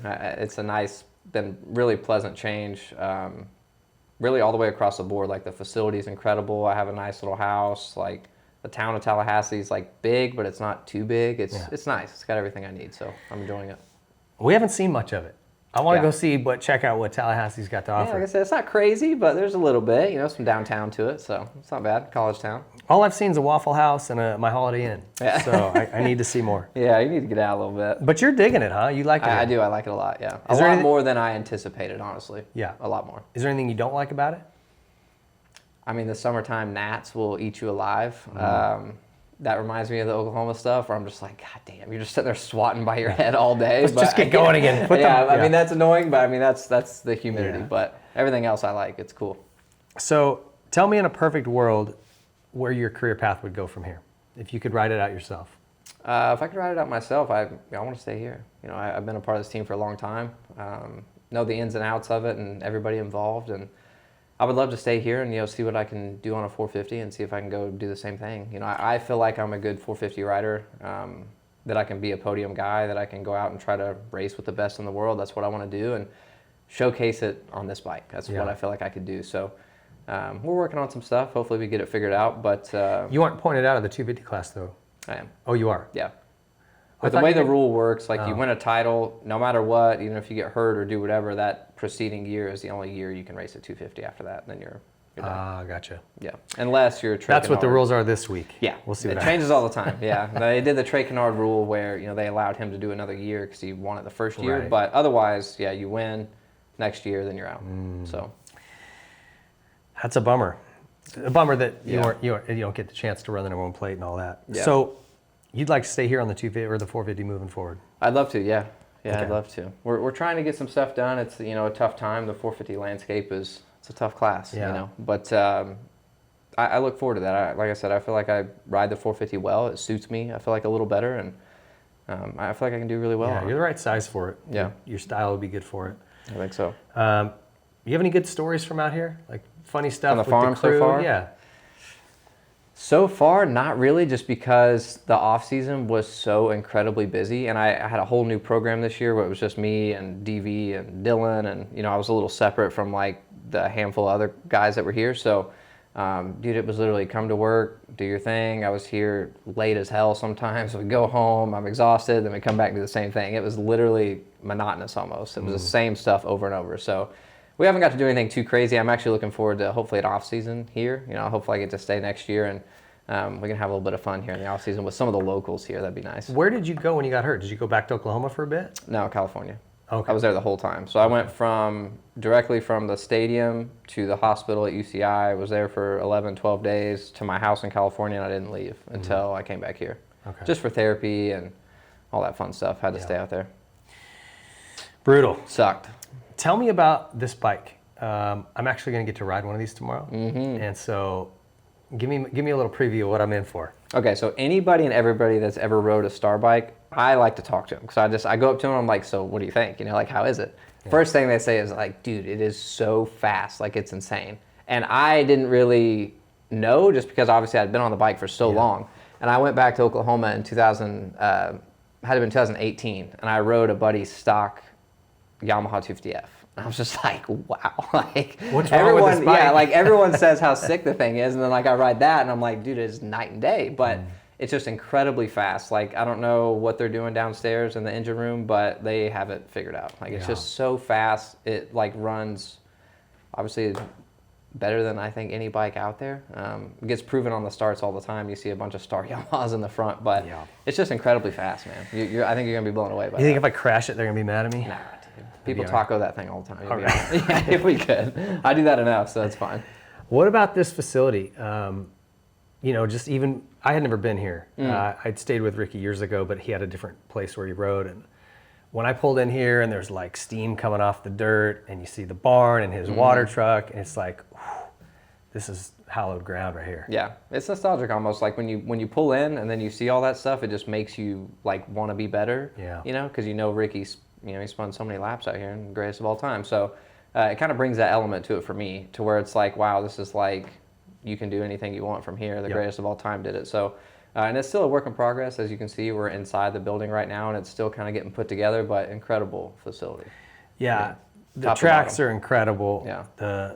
Everything that they've got downstairs, it's perfect for what they got planned. So, amazing spot. Yeah, I think it's the first of many. I think a lot of other people will be trying to follow trend eventually. I wonder that if the whole I think so. damn circus is going to move out here. Probably. Yeah. If I had to guess. I mean, from a manufacturer standpoint, it's like obviously very corporate in a lot of ways, but for a race team standpoint, this is, I mean, heaven on earth. Like, you can't get any better than this. So I think it'll happen eventually. What's the personal life? What's going on with you personally? Personally, I'm actually sitting in a pretty good spot. Had, like I said, my chick's been helping me do all the stuff since I got hurt. Got back here, got a little dog, little cat. Living life, man. Yeah. We're doing well. Yeah? We're doing very well. Yeah. Right on. Looking forward to getting back to like a little more serious into everything now. But now that I've been riding, life feels normal. Yeah. It feels normal again. You kind of crave that routine when you get thrown out of it, huh? You do, big time. You don't realize how much you miss that. Like for a while you hate it, and then once you don't have it, you're just like, Jesus, I just wish I had some schedule to me. So it's nice. I enjoy what I'm doing right now. It's been fun. Well, dude, it's been really fun to watch you grow over the years, and winning that championship was so, I mean, always cool to see a guy win his first, but hopefully you can get that wrist dialed in and stick around here and win something on a 450. That'd be the plan. Yeah. Thanks for taking some time to chat with us, dude. Of course. I appreciate it. Hey, that is our show for the Star Racing Yamaha riders. We appreciate it. Stay tuned. Lots of cool stuff coming up. If you haven't seen the rest of the content we have here at Whiskey Throttle Media, go check it out. Lots of stuff down here from Tallahassee. Take care. I wanna be bad with you, girl, like we're robbing a bank. I wanna be mad at the world, like it took you. Hey, thanks for joining us, folks, for this special edition of the Whiskey Throttle Show. I know this Star Racing Yamaha show is a little different than our normal one guest format, but we thought it was cool to bring you kind of an all-encompassing look at the folks that really make this team run. They've become such a powerful force in the sport in every class, in every title chase they compete in. So we thought it was appropriate to do this, and we sure appreciate their hospitality here, having us setting the studio up. Big thank you to Yamaha for all their support. And we appreciate it if you look at all of our sponsors, you know, that they are the ones that continue to bring this show to you. So if you like what you see, support our sponsors. We appreciate it. We'll see you around. We've got a lot more content coming, so stay tuned. The Whiskey Throttle Show is brought to you by Yamaha. Join the Blue Crew today and take advantage of all that Yamaha has to offer, including amateur racing trackside support, awesome Yamaha contingency, Jason Rain's demos and instructional classes, and frankly, the most high-performing motorcycles available on the market today. Whether you're looking for a 4-stroke, a 2-stroke, a side-by-side, a quad, a boat, a generator, Yamaha prides themselves on absolute top-level quality and reliability. Rev your heart with Yamaha and join the Blue Crew today. Sore necks, aching legs, tight backs. Our bodies aren't designed to be constantly tense, but what can we do about it? Help your body relax with TheraBody. Therabody creates effective, natural solutions to take charge of your daily wellness. By combining education, innovation, and over a decade of pioneering technology, Therabody makes wellness more accessible for everybody. A traumatic motorcycle accident led Therabody founder Dr. Jason Westland to create the Theragun for his debilitating pain. Now the Theragun, the only physician-created percussive therapy device, uses a scientifically calibrated combination of depth, speed, and power to relax and release your deep muscle tension. Recovery Air is Therabody's world-leading pressure compression therapy system that flushes out leg soreness so you can bring on peak performance. Most electrical muscle stimulation is ineffective. Instead, Therabody's sleek Power Dot takes away the guesswork with an intuitive app that customizes intensity and placement so you recover faster. Regular foam rollers hurt. Therabody's Wave series delivers powerful vibration and pressure to help you recover with less pain. Don't settle for mystery CBD. Therabody's TheraOne range of topical and ingestible full-spectrum, USDA-certified organic CBD products are redefining high-potency CBD for wellness and recovery. 250 professional sports teams exclusively use Theragun and other Therabody products to take recovery into their own hands. Method Race Wheels bringing you the lightest, strongest, fastest wheels in off-road for your truck, van, sprinter, UTV, or SUV. They've been dominating the Baja 500 and 1000 and every major off-road event around the world for years with high quality and performance. They also look amazing. They come in a bunch of different styles and colors for your rig, so check them out. You can get 20% off a set of wheels using our code Whiskey Throttle. No capitals, no spaces. 20% off using our code. Check them out. Also, coming soon, the R1M project. Method Race Wheels makes a dive into the motocross world. Stay tuned. Troy Lee Designs is the leader in off-road motocross apparel and style. So whether you're looking for a cool new paint job for your helmet, maybe your name and number on your helmet lettered on, you're looking for new gear, you're looking for mountain bike gear, off-road gear, they've got the brand new Scout line and GP and SE models. Troy Lee Designs has it all. They've been leading this industry for decades, and they're going to continue to do it. Check out TroyLeeDesigns.com. SKDA is a moto graphics and seat covers company with several offices based around the globe. For too long, bikes and graphics have all looked the same. They just start to blend together. SKDA is working to change that. With super clean and unique design work, a bike with SKDA graphics stands out in a crowd and adds a touch of art to the world of moto. Hey, we need that. SKDA prides itself on providing premium customer service both before and after the sale is made. Visit SKDA online to view the current product range and get in touch with their team to get your bike refreshed. I want to just make a mention here that these guys, not only is their design way outside the box, very, very cool. They'll work with you on custom things. The products are incredible. Okay, they'll speak for themselves. But what's really awesome, and you'll notice this the minute you order one of these, man, they give you an email saying, hey, the product's been shipped. Hey, the product is here. It landed in this spot. Hey, it's coming today. Hey, your product's been delivered. They're just so good about staying in touch with you and letting you know where it's at. Customer service is 100%, and that's just something that's rare these days. Check out SKDA. Here at the Whiskey Throttle Show, we're all about supporting brands that support our sport. And there's one tire company that has never walked away from the sport of motocross and supercross, and it's Dunlop. When times got tough and the economy took a crash, Dunlop stepped up and stayed with our sport to support it and the athletes and individuals that love it. Their MX-53 line and MX-33 lines absolutely dominate this sport. Every national championship at the pro level has been won in the last decade, and nearly every single amateur national championship at Loretta Lynn's has been won on a Dunlop.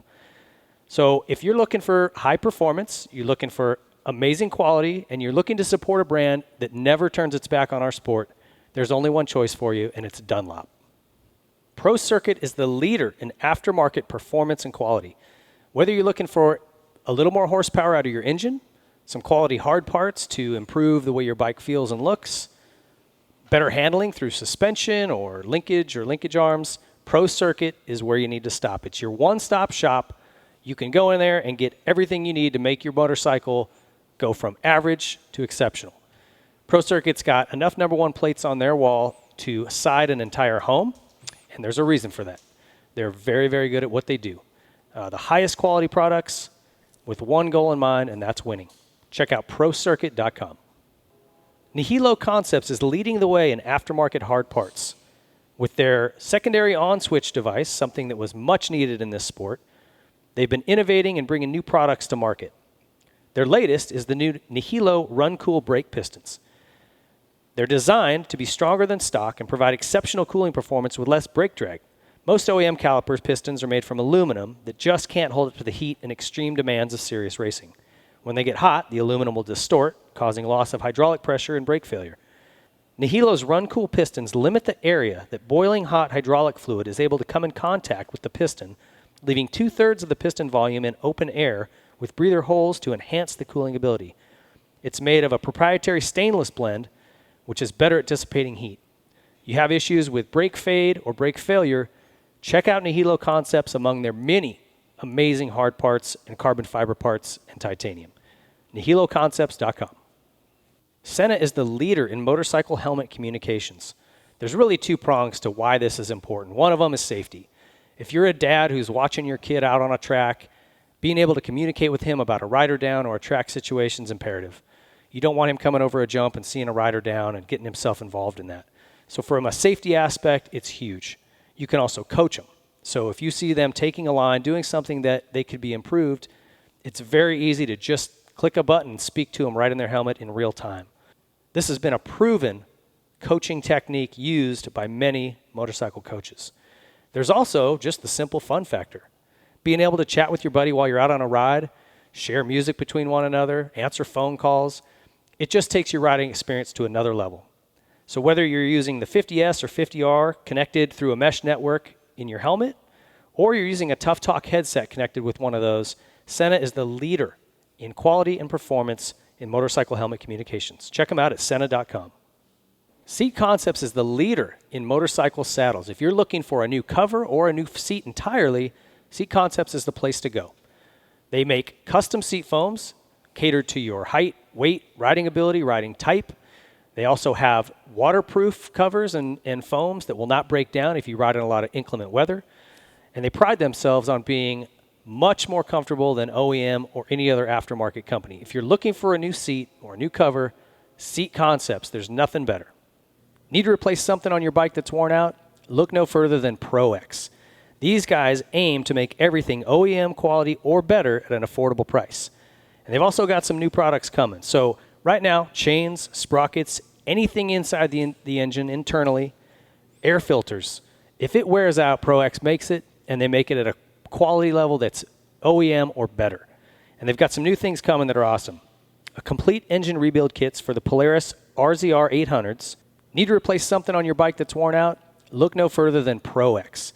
These guys aim to make everything OEM quality or better at an affordable price. And they've also got some new products coming. So right now, chains, sprockets, anything inside the engine internally, air filters. If it wears out, ProX makes it, and they make it at a quality level that's OEM or better.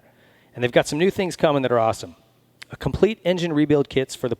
If you've got a little Grom that's looking to get started in the motorcycle world, the best way to get them going is on a Stasic bike. They've got multiple sizes, so from your very young Groms to those who are a little more grown up, you can start them safely. They've got controls that allow you to control the speed so he can't get going too quick. They can touch the ground. There's not a lot of noise to distract them.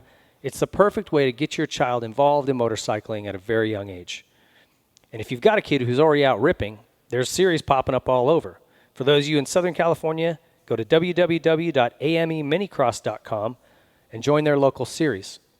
If you're outside of this state, contact your local track and ask them about starting a Stasic class at your local track. Get over to Stasic.com and check out all they've got going on. Motul USA, we lean hard on these lubricants to keep us on the track and on the trail. And Motul has proven their quality over and over, most recently with their Dakar win with Ricky Brabeck. They're sponsoring Supercross teams. They're diving into our sport again full throttle, and we're stoked to have them on board. Amazing products, top to bottom. Motul USA, go check them out. OGIO is the leader in motorcycle storage solutions. As motocross riders, we need a gear bag, we need a helmet bag, a boot bag, a backpack, a travel bag, a hydration pack, maybe a tool kit to wear around your waist if you're on an off-road ride. OGIO makes all of that, and their products are absolutely top of the line. I've got stuff I've had for several decades, just to give you an idea of how long this stuff lasts. If you're not sure, ask around, talk to folks who've had some of this stuff, and they will confirm that OGIO's quality is absolutely second to none. So go check them out, OGIO_powersports.com, and look at all they've got to offer right now. You ever heard the phrase that the harder you work, the luckier you are? Well, at Luck Apparel, they believe in an acronym that kind of sums it up a little more simply than that: laboring under complete knowledge. So it isn't just some random chance that determines what your outcome or results are going to be. It's being educated and working your butt off to get it done. And I think that that goes hand in hand with the motocross industry. You don't get lucky into a win. You work your ass off and you make it happen. So check out Luck Apparel. They've got t-shirts, hats, sweatshirts, all kinds of cool stuff. And we're stoked to have them on board here at the Whiskey Throttle Show in 2022. If you're in the market for a toy hauler trailer, car trailer, cargo trailer, look no further than Custom Outfitters, one of our new partners for this year.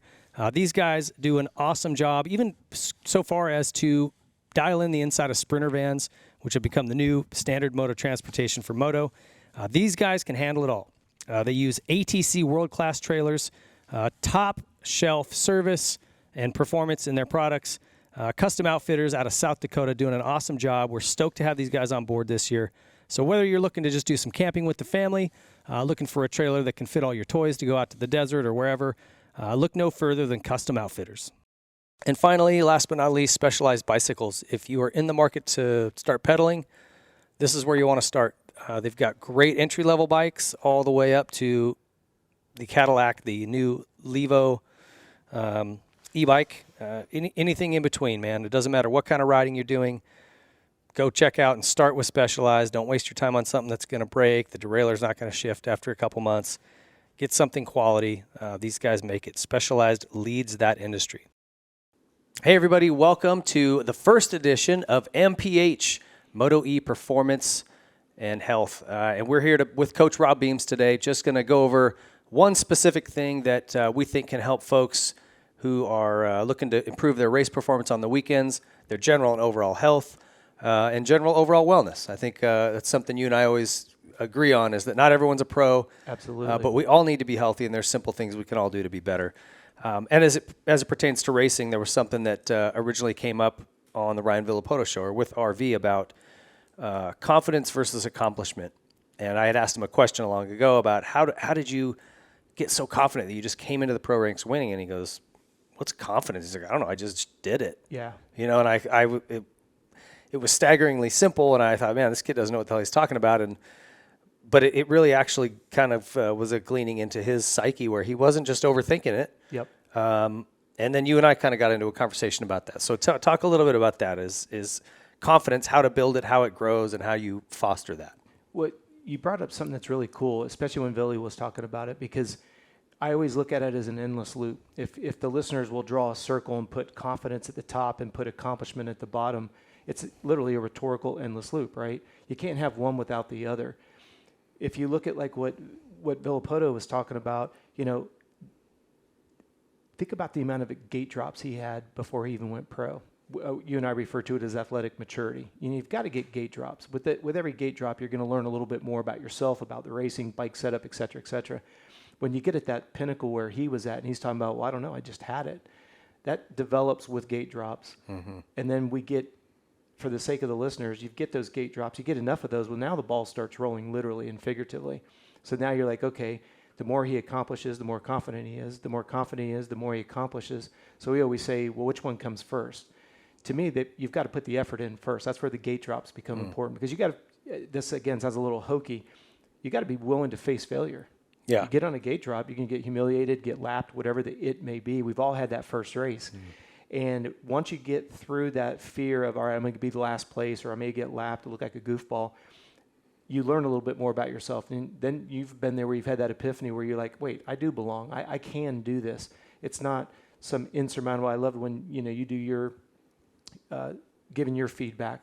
When you talk about coming from a small little town and, you know, looking at California as this big platform, you come here and the local guys are killing you because you realize everybody here is just a total badass. And you start to put things into perspective. And with Villapoto, I thought it was very cool because, yes, he accomplished so much, but what was the true catalyst for that? Well, to me, it's got to be results. You know, obviously being a human performance specialist, I'm always looking at things quantifiably. You know, I've done some TV shows before, and I was known as the quote that everybody wanted to extrapolate was, I don't live in a world of emotions, I live in a world of zeros and ones. So to me, no matter what kind of a friendship you and I have off and away from the racetrack as friends, my responsibility to serve you as a performance coach is to show you through quantifiable feedback. Hey, your heart rate is lower at a faster speed. So for example, if we're doing what we call a critical speed and a threshold of fatigue test, it's not any fancier than that, meaning how fast can you go and how long can you maintain it before you become tired.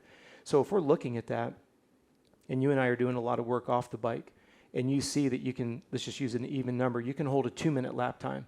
And when we first start working together, you could only hold that for 4 laps before you got tired. Tired being measured, you fell off the pace from a 2-minute lap time to 2:01s, 2:03s, and it got worse really quick. That's quantified. Okay. We know what your lap times were. We train for 4 or 6 weeks. We come back, and all of a sudden, and again, we're not naive. We know track conditions can change, but if as many variables as we can hold constant, now all of a sudden you can maybe go a little faster, 159, maybe even a 158, but you can hold that for 15 laps. Now I built your confidence in what you're doing off the bike is translating to what's on the bike. You're proving it. It's That's not all, just feeling, it's actual all about proof. validating. Yeah. Well, and to tie into that, you know, and you and I had chatted about this a little bit before, but I always looked at confidence from a racer's perspective, 3-pronged. There's the work you're doing off the bike and on the bike, but your general fitness. Yep. How did your preseason stuff go? Do you have a good base built up? You know, can you carry that speed for a while? The second component is your bike. How comfortable are you on it? How is your testing going? Is there anything about it you don't like, or are you like, this bike is 100% dialed? Yep. And then lastly is just your technical riding. Are you good with all your skills? Are you still struggling to turn? You don't like ruts. You can't get through whoops, you know, or is all that coming together? And when you leave the track, you're like, bring it on. I can take whatever you're going to throw at me. I'm dialed. I'm comfortable. I'm fit. You can't help but be confident if all of those are at 100%. That's a rare puzzle to put together. And then talking about the quantifiable bit where you're saying, you know, I had mentioned I can go, for me, it was always, I can do 2-minute lap time at Glen Helen. Let's just say, okay, that's a made up number. But the difference for me was on a bike that's really set up well, I can do a 2-minute lap time comfortably.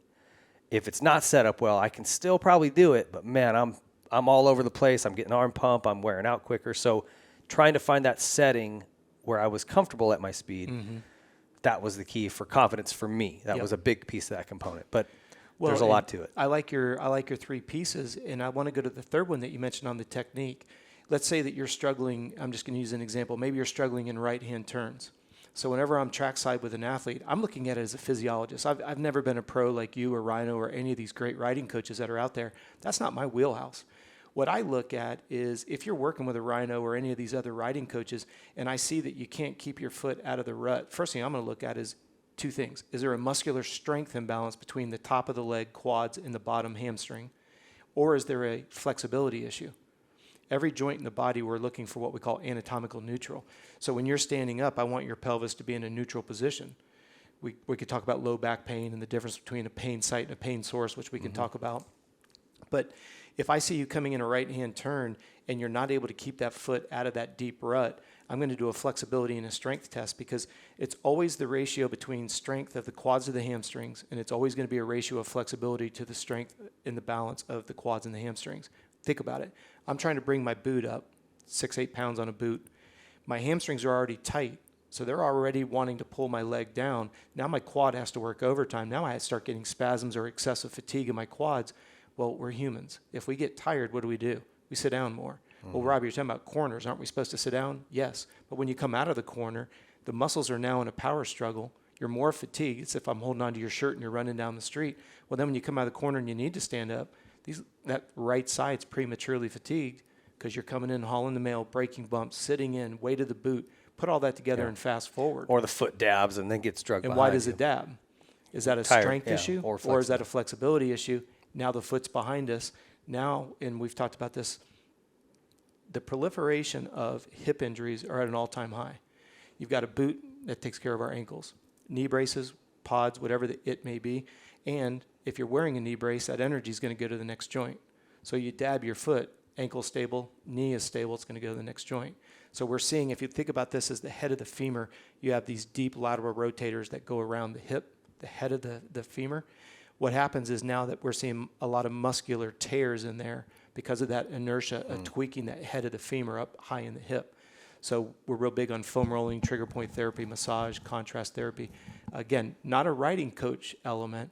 It's making sure that what your riding coach is asking you to do, whether it's Buckaloo or whoever it is, I need to make sure that I've got you strong and flexible enough so your riding coach can ask you to do that for hours and you can do it. And then that breeds confidence, That's which is what kind brings of the it back. subject here. And, Yep. I think that there's so much to this. I am fascinated by the mental side of our sport and how little we've really addressed it. Absolutely. We all go, oh yeah, confidence is everything. Yep. But then what are we doing? Yep. We all have, all the pro guys have trainers and they're spending hours and hours on their bicycles and they're eating clean, but no one's addressing the elephant in the room. Why is it that, at a local race, you're going to dominate. You're so confident, you're peacocking around. That's right. You show up at the national and your tail's between your legs. That confidence evaporated immediately. It's crazy, Yeah. but it's very real, and we're not really addressing it. Well, the frustration that I have with it, and this is no disrespect to anyone that's a registered dietitian, a psychologist, or anything else, Michaela and I will go to Loretta's every year. And last year, we got absolutely bombarded by this one mom. I was asked to do a halftime intermission interview on Thursday, and we showed up and walked from Stagecoach Hill literally down through the gate, getting ready to go up and do an interview. And this mom comes over, and she's absolutely just blisteringly pissed. My son's at a facility. He's melting in the sun. He's cracking under the pressure. He doesn't have any endurance. He's exhausted. He's cranky. And I guess my point in all of this is you look at these facilities and you look at some of them have done a good job. They've got registered dietitians and they've got psychologists and they've got all sorts of stuff. What I see as a huge disjoint is if you look at the information you and I are speaking about. So if you come to me as an elite athlete and you're saying, Rob, I'm not confident X. I don't know that I can go the distance. Let's talk about endurance. Let's look at your results. Let's look at how many total hours you've put on the motorcycle. How many hours have you put on off the motorcycle? You've got the endurance to go 320s at Loretta's, no problem. Now, did I create confidence? Maybe. But I did it through quantification, not me just saying, you're a You good can guy. do it. I like Yeah. you. Yeah. Rah, rah, rah. You can if you think you can. Where you get to another level of difficulty is a lot of registered psychologists don't understand moto. You can go to your buzzwords and you can put things on your notepad and on your crossbar pad on duct tape and, positive affirmation words. I get all that. I understand. For some people, it really clicks. But when you have a registered dietitian that doesn't understand the demands of moto, truly, you can pull a textbook out and you can convert pounds to kilos and convert it to grams and do all that. It's a different world when the gate drops. Mm-hmm. There's a different calorie burn rate than what the textbooks are going to tell you. That's why I'm such a big fan of the Garmin heart rate monitor, because it takes the guesswork out. It's telling you how many calories you're burning. I have you weigh yourself before you get out on the motorcycle. I know what your perspiration rate is, not what a textbook is speculating it to be based on your gender, your height, and your percentage of body fat. I can quantifiably tell you in a 25-minute moto, this is exactly your sweat rate. So now I can put together a replenishment program. What are we talking about? Confidence, right? So as I start getting you to think about your sweat rate or how many hours you've put on the bike or off the bike, I look at how much time. You've got a registered dietitian that doesn't know what the psychologist is saying. The psychologist doesn't know what the strength and conditioning coach is doing. The strength and conditioning coach doesn't know what the riding coach is doing. You've got a quagmire. Mm-hmm. And you've got an athlete that, there's not any of our listeners that aren't willing to put in the work. Even if we have full-time jobs and families, but we just want to go out and ride, have fun, be safe, ride for a long period of time. What's holding us back? It's got to be one of those elements. Well, as soon as I'm a little bit dehydrated, contraction strength of the muscle diminishes, my flexibility diminishes, my core body temperature goes up. You know how that feeling is. Mm-hmm. We're riding a hot bike, we're covered in gear, so the ability to sweat is reduced. Then what ends up happening is we lose confidence. Well, wait, hold on, let's back up. Why did you lose confidence? I overheated. Well, that's a hydration issue. Or wait, I got tired. Oh, that's a fitness issue. Is that fitness issue a lactate tolerance, high-end sprint speed? Or is that just a flat-out endurance, can't go the distance? There's two different muscle systems there. Sure. But what are we talking about? Confidence. So if you kind of look at it from a laser standpoint, you just keep getting more and more narrowed down. That's why I always say you got to focus on frustrations. Because when you were talking to Villopoto, it was about confidence. Well, what did Mitch and Bones do for Villo? Whatever he didn't like, they fixed. Well, if you can't articulate what you don't like, how do you expect a mechanic or a team owner to fix it? You don't like the delivery of power. You're going to add a tooth, remove a tooth. You're going to reconfigure it. You're going to put a different pipe on. You're going to put a different ECU. What are you doing? What is it you're after? We talked about this before. When someone says to me, man, the bike's handling great, freeze time, what does that mean? Because if we come out tomorrow and we're still searching for that same, the bike feels good, but you didn't describe for me what we're searching. And as I teased you, when things aren't going well, oh boy, you'll get a laundry list of what's not going well. And then what do? You just address them. But what is it you're searching for? That's what this confidence subject is so powerful. Because like you say, it's not something you pull off a shelf. You got to have a lot of seat time. You have to have a lot of experience. You have to have the ability, and not in all fairness, a lot of people don't have thick enough skin to look at the raw numbers. You know, if you're somebody that is just historically a great sprinter and you always throw anchor, it's probably because you don't want to do the endurance work, or vice versa. You're the guy that comes on like a storm at the end of the moto, but your sprint speed, well, you probably don't like to do sprint work. We can get into muscle fiber type A and B and quick twitch and slow twitch and all that. But the point is, what frustrates me is we're talking about the subject of confidence. Our listeners are frustrated because they don't have one or the other. Very rarely do you find someone that can both sprint and go the distance. Well, those are called pros. Okay. But for our listeners that are frustrated with, I want to be able to go race Mammoth and be competitive. I want to go to Vet Worlds and be competitive. Well, what's holding you back? That's where we get back into that nebulous subject of confidence, because is it nutrition, flexibility, strength, experience? Maybe your child's sick. Maybe you just drove 17 hours to get to the race. That's not even a confidence issue. That's a situational issue. But that's what we live in. Some of us, we run into flat tires on the way to the track, or stuff happens. I mean, we've all been there. Well, and it's just, confidence is so fragile. I've had weekend to weekend where I'll do great one weekend, and then I go, my fitness is good, my bike's good, all of those things, I've done my best to take care of them. I go to a different track the next weekend, and just, I don't feel right. I'm just not jiving with the track. We know you try to make some changes on the bike. You'll hear guys say that all the time. We made some changes. Sometimes a setting at one track doesn't work for the next. That's exactly right. And you've right. got to make some adjustments to get it to work. And sometimes it clicks, like, oh, okay, there's the comfort I want, and the speed comes. Or other days, it's a struggle the whole time.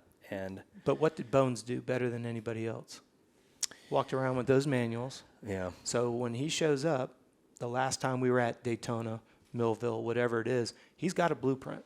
That's why we call our program the blueprint of success, because what I absolutely have no patience for is accidental success. Yeah. One weekend you're on a rail, and our listeners have all experienced this either as racers or as a parent. One weekend you or the rider, your son or daughter, is on rails, and the next week it's like they're riding something they've never ridden before. How does that go away in 7 days, to your point? And that's why I always go back to, when you say to me, I had a great vacation, please elaborate. What does that mean? If you can give me a list of 8 or 10 attributes, then the next time we plan a vacation, we can emulate that vacation. If you told me you didn't like your vacation, we know what not to search for. Isn't it funny? We know what to avoid, but we don't know what we're seeking after. Yeah. That's where we get into this nebulous concept of confidence. I'm always seeking for an environment of success. But some people are like, oh, it's too technical, it's too analytical. Well, talk to me after you don't. Yeah, how bad do you want to? Where's your frustrations at? Yeah, right. We're going to go to Loretta's here in a couple of weeks. We purposely do not go to Loretta's until Thursday, because the emotional warfare on practice on Monday, the first opening rounds on Tuesday, Wednesday, it's the old Billy Joel song, Sadness or Euphoria. It's going to be extreme. Either the drinking levels at an all-time high, if they're still communicating with one another by Thursday, and that's when we go in, because the reality of the week, people start to realize it's another race. It's not the Mac Daddy. Your whole life isn't hinging on it, even though we tend to believe it is. And we're back to this subject of confidence, because think about, and this will really resonate with our listeners, think about when our listeners fall and they get up and they're pissed. And they ride with no concern, right? Because the fear of falling has already manifested itself. So they're pinning the ears back on the dog. They ride to their ability. And you go, okay, if we could can that, next year when we come back to Loretta's, by the time you get to Thursday and you realize you can run the top 5 speed, but it took you till Thursday to come to that epiphany. If I can bottle that, I have every one of my athletes that do Loretta's, especially when they're pissed, okay? Video yourself, interview yourself. Because if you can capture that level of anger, you're so irritated that for the first 4 days of the week, you were worried about people that you proved on Thursday you could beat. And if you can remember that when we go to Minios, Daytona, Spring-A-Ding, back to Mammoth, back to Loretta's. When you're at that highest level of anger, because, time heals all wounds, right? Yeah. So we tend to forget. We tend to be a little bit absent-minded. But if you can catch that raw reality, that's the closest I have been able to come to bottling it. Yeah. So if I could bottle it. That's a great advice. The video thing, even for riding technique, there's just nothing that Priceless. beats it. Yeah, because you'll tell a guy, hey, try this, and they go through it, and they're like, yeah, I did it. Like, No, you didn't. Yeah. Here's the Look, film. Yeah. Yeah, especially when you deal with stuff like front brake, and they're like, I'm holding the front brake, and you're like, no, here's the video. Especially I like to use that to break the fight between the dads or the moto moms and dads and the rider, because especially the little guys, they're convinced they're using it. Yeah. It's like, guy, you're not even moving it. Well, Good stuff. there's a lot of components to confidence, and to your point, most of them are quantifiable Yes. and they are addressable. You just have to be willing to do that work. That's exactly and it. So where would folks get a hold of you to come and do that work? No, I appreciate it. Complete Racing Solutions is our website. We've got a ton of resources there. You don't have to be a paying client. We have a bunch of articles up there, videos, in every category that we've talked about, and then some. We have a special category called concepts. Being surprised by nothing and being ready for everything and surprised by nothing. That's a concept that we talk about, just for an example. Do chiropractors work or not? That's a concept video. We've got a plethora of those up there for you, but we have a membership area, which I really would encourage the listeners to pay attention to. It's a very, very minimal cost. I think it's $15 for the year if you buy it by the annual, $20, $22 if you go by the month. But we do a live webinar twice a month, so all of our listeners can come in, interact with us. We always bring a subject that we're going to discuss. So I would encourage all the listeners to check us out. We'd love to work with you. It's an incredible resource. There's you've got a couple of cookbooks on there, smoothie books. Yep. It's a really amazing resource, and $15 a year for the advanced membership. Well, yeah, I worth apologize. It's $15 a month if you buy it for the year. I think it's $180 or something. Yeah. Okay. And but no, I do appreciate that. Very fortunate, and I want all the listeners to understand this. Every single thing that we've put out there is because a client requested it. There's not a video out there that I woke up at night and said, you know what, people want to hear about this. It's the emails that come in, and that's what I want to encourage the listeners. You can reach us, anybody. Please contact at coachrob.com. I'll answer any question. It may take me a while to get back to it because I'm not going to let somebody else answer the question, but yeah, hit us up. We'd love to help. Yeah, you're a fantastic resource. I appreciate it. Get over there to CompleteRacingSolutions.com and stay tuned. We've got more MPH videos coming.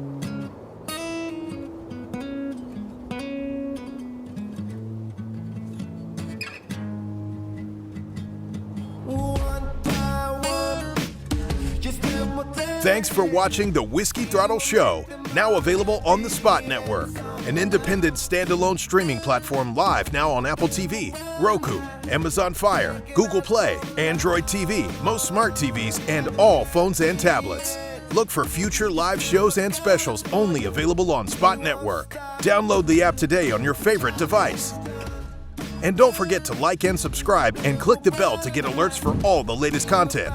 Follow us on Twitter at W_throttle_show and on TikTok, Facebook, and Instagram at Whiskey Throttle Show.